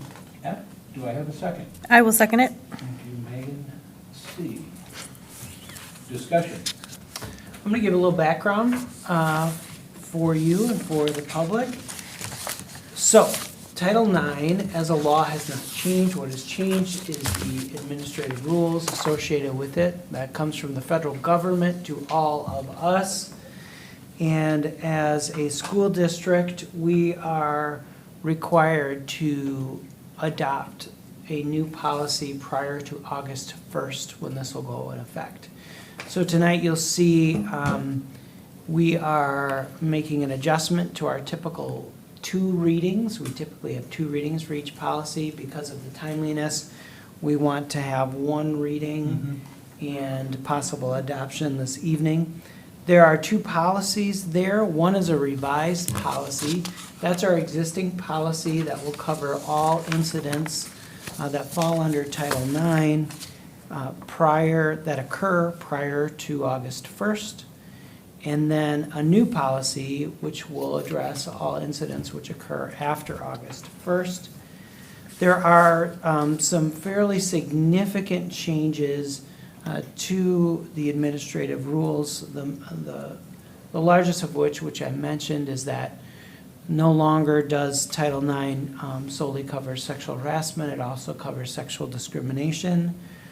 It does include discrimination related to gender identity. That's a change. There's many changes related to the investigative process. Too numerous to probably mention here.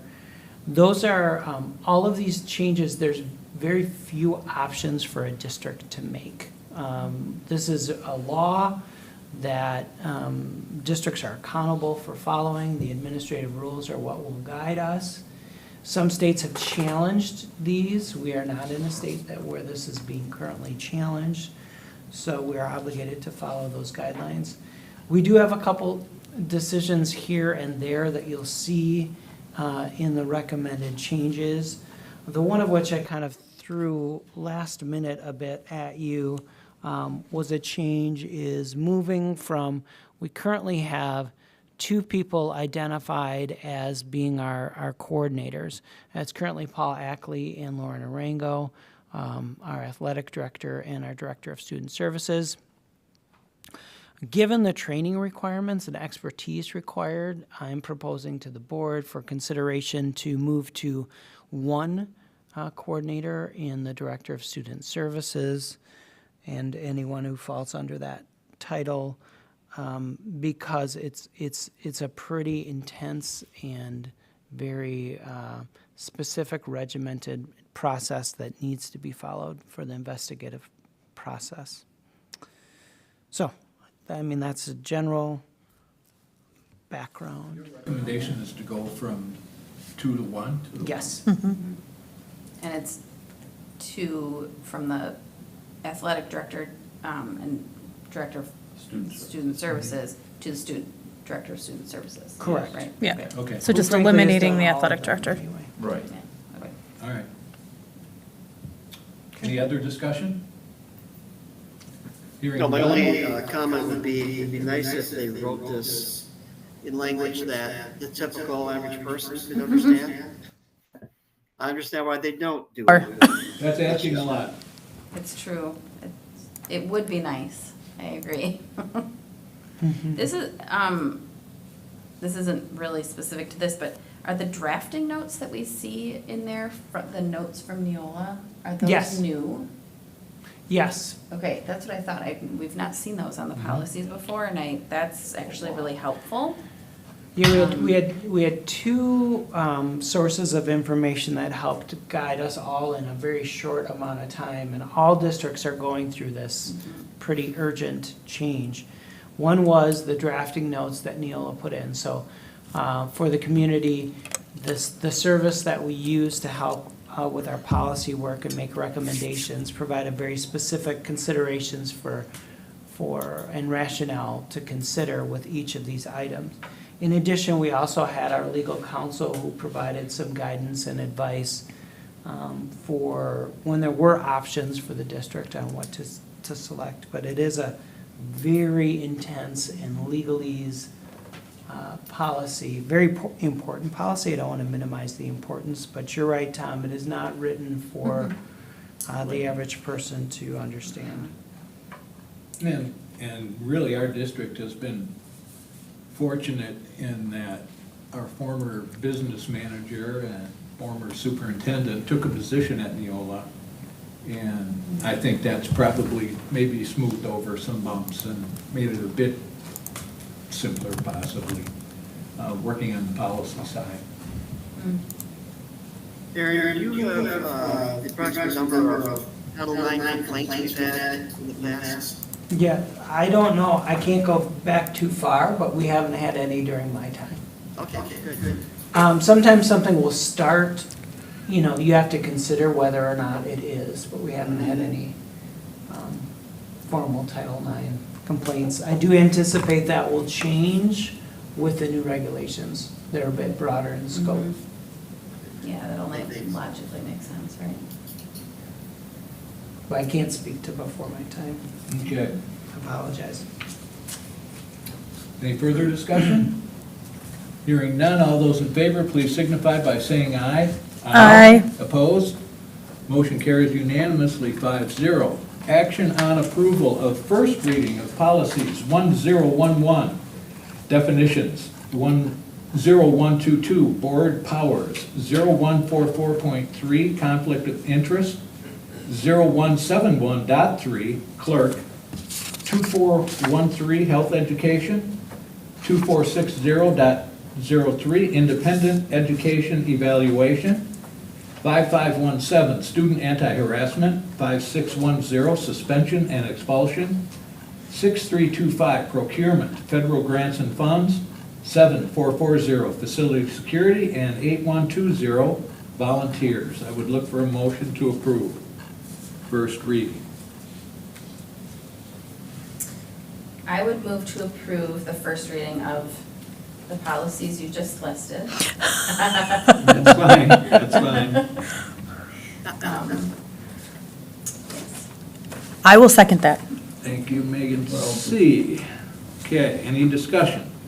Yes. Could you go through those policy by policy again, Greg, like we've done in the past? Sure. Yeah. Yep, and I just want to mention too for the public that all of these were recommendations from Neola. None of these are district initiated changes.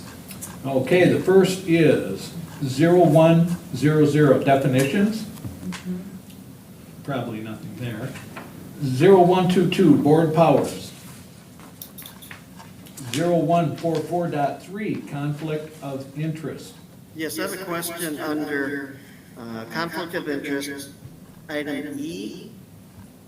It states that if there's a contract with the district in an amount that exceeds $15,000 annually.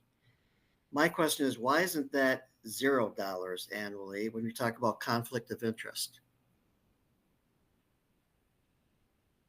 That number is recommended through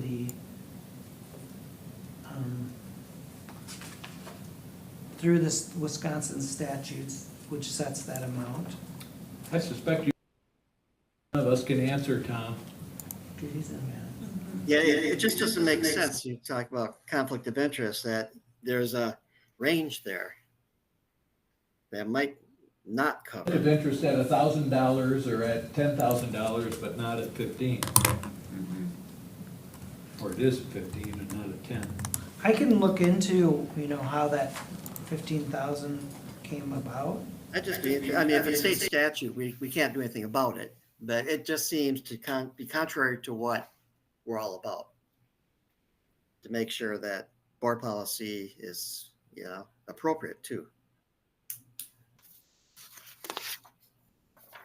And that's all I have for that policy, Craig.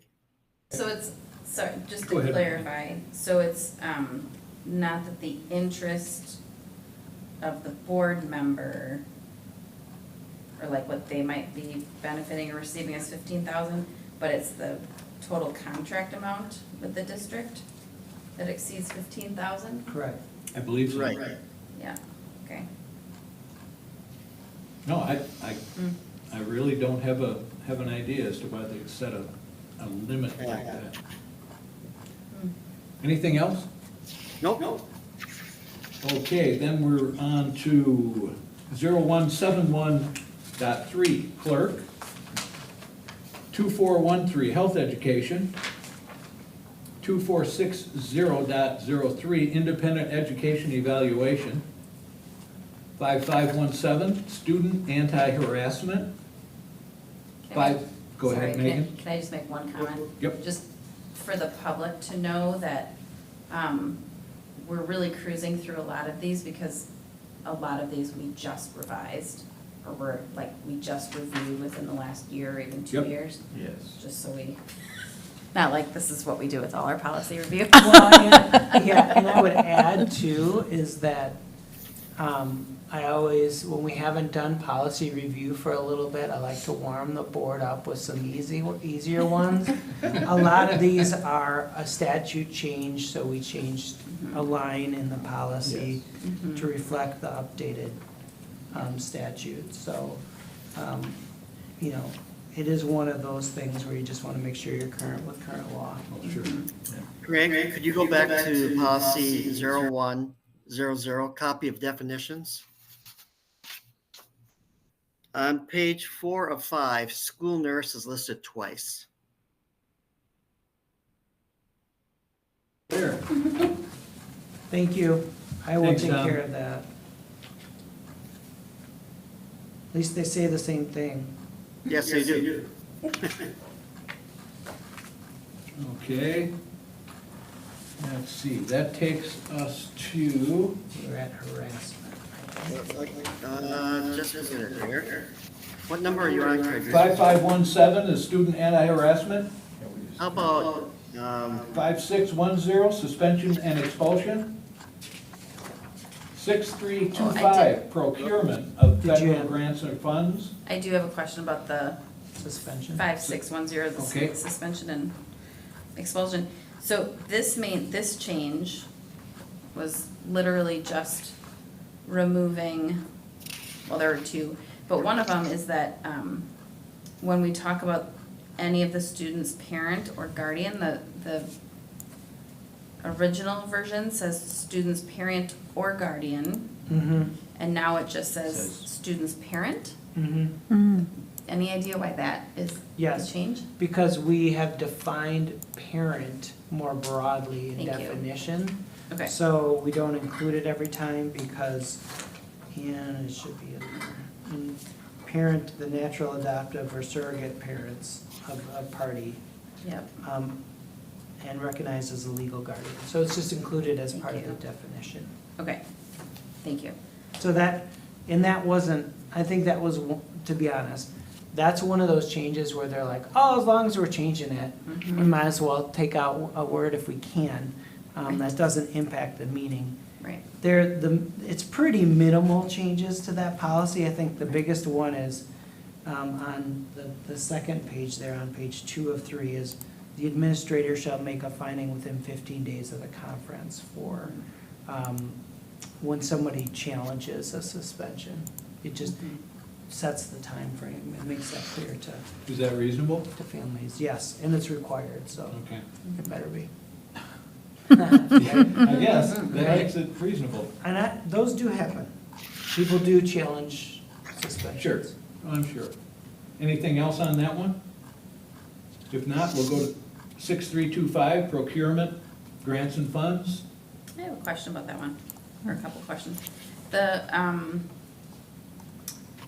so in the second paragraph on the first page, it talks about, we'll have a system basically that we use. What is the system we use? I mean, it's a very technical question, so I'm just curious. System, where does it say? Well, for the administration of management of federal grants and federal funded. Specifications. And do we have a person that fills that requirement? Like it says, we shall have and use a procurement and contract administration system in accordance with the requirements.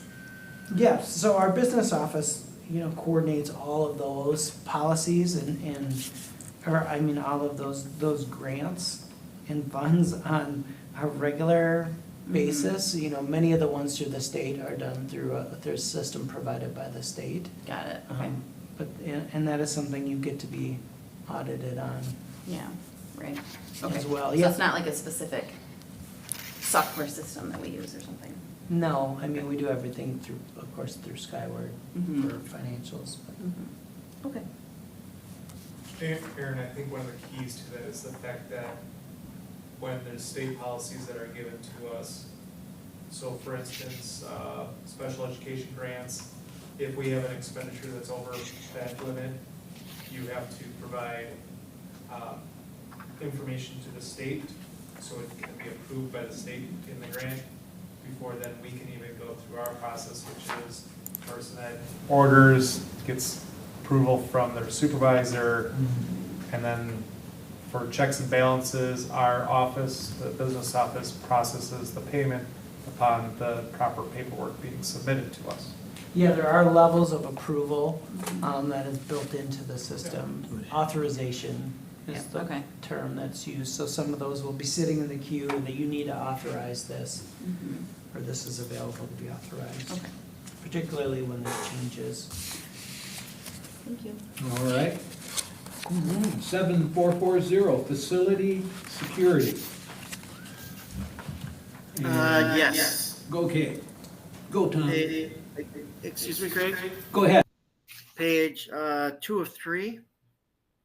The first paragraph there, it probably down below, it talks about upon request by the building administrator. Should we put also or designee there? Like sometimes the administrator may be out of the building. Yeah, we can. Mm-hmm. Is there any reason not to add that? Yeah, we can. And then the next paragraph, they talk about fining folks, subject to fine not exceeding $1,000 in circumstances tending to provoke a disturbance of the peace, may be fined not more than $10,000 or in prison not more than 90 days. There's something disjointed about that. Is there something missing in there? It's gotta be state law, though. Yeah, but is there missing there? Like it's missing a word? May be subjected to a fine not exceeding $1,000 in circumstance to provoke a disturbance of the peace. Yeah, it feels like, I see what you're saying. It's just more of a a sentence structure issue. Maybe fine, not in excess of $10,000? Well, I think it feels like it should say pursuant to state law, those who fail to follow the requirements above. That's a little weird part, failure to follow. But not exceeding in circumstances tending to provoke. Yeah, it's a little, Yeah. it's almost like a little run-on. Yeah. I can play with the wording there and just see if I can make it make a little more sense. Unless you all have a idea right now. I don't have an idea. Not right this moment. Thank you very much. It wouldn't change the meaning, but it would read a little more clearly. Does that make sense? I think so. Yeah. Yep. All right, Tom? You good?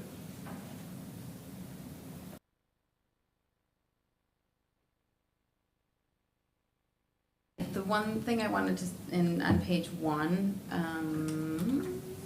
midway down the one where the paragraph says, the district administrator is authorized to utilize metal detectors. I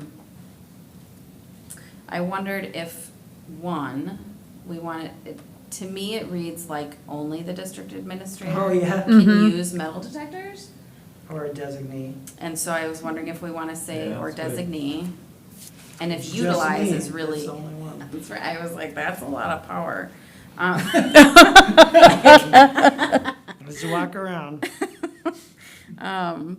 So I was, and also just utilize, like I understand that they're changing it from install Right. to utilize, that makes sense. But it just sounds funny, like you're the only one who can use metal detectors and Mm-hmm.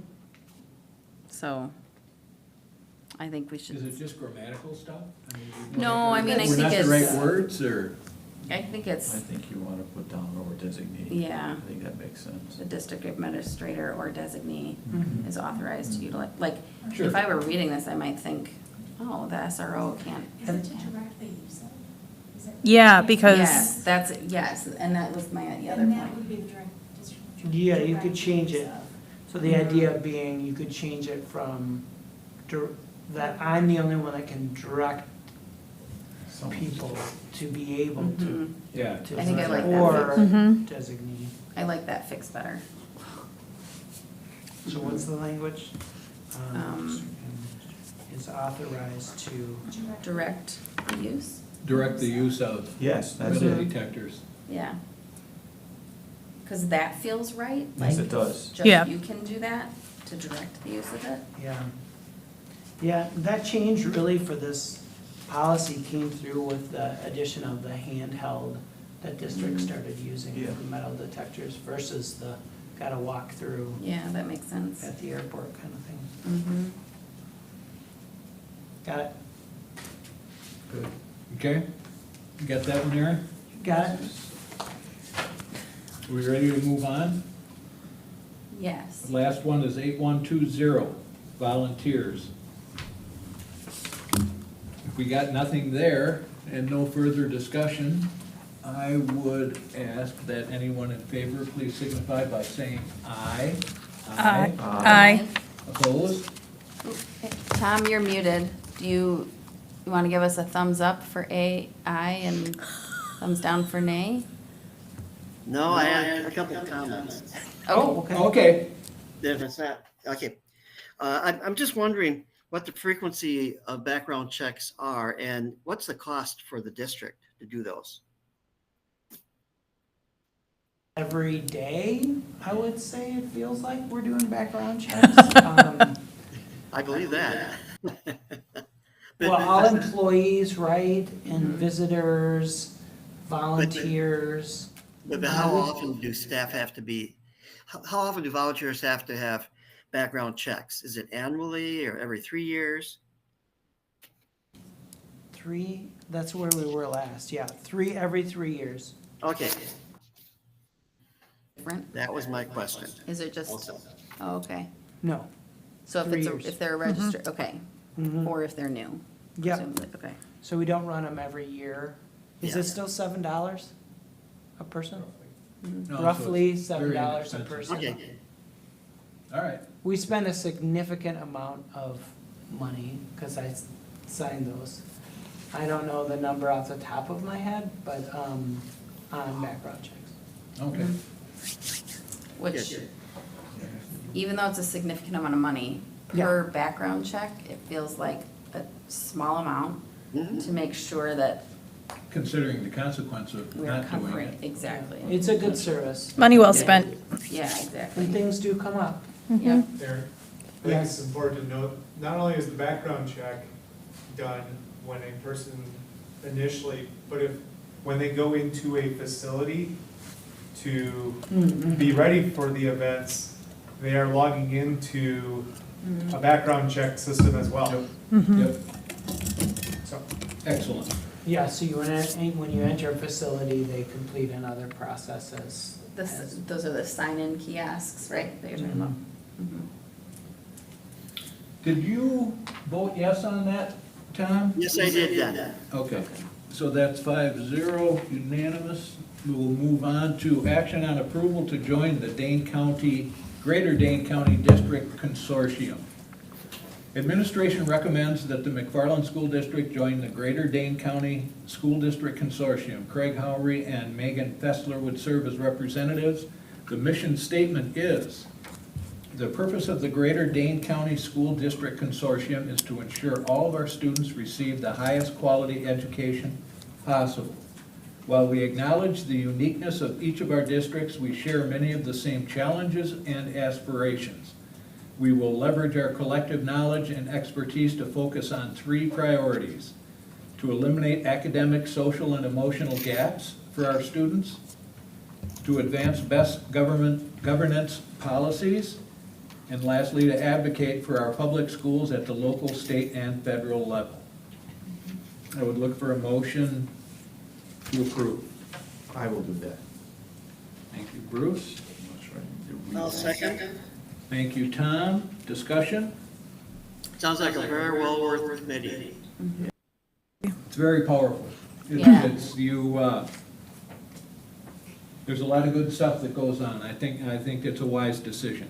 Yes. I think another good point, we've heard a lot on the feedback regarding the referendum about, comparing ourselves to other districts in Dane County, and, we really shouldn't be, and things like that. And I think this group specifically is a good example of why it is. Like, because of our location and proximity to Madison, and that Dane County has its own unique situation, that it is important that we are working with them and collaborating with them and then compare ourselves, or like they are our benchmark. Absolutely. Districts. So I think it's a great move, and and I, especially with the legislative funding issues that we're facing, I think having a group, there's power in numbers, and being able to advocate for our schools at the different levels of government is gonna become really important. It's a powerful group. There's many districts represented, and yeah, this is a no-brainer. Any other comments? If not, all those in favor, please signify by saying aye. Aye. Opposed? Motion carries 5-0 unanimously. I would now look for a motion to adjourn. I will make that motion to Oh, yeah. adjourn. Thank you, Megan C. Do I have a second? I'll second that. Okay. All those in favor, please signify by saying aye. Aye. Opposed? Motion carries 5-0, and we are adjourned at 9:11. Thank you We're very much, ahead of schedule. everyone.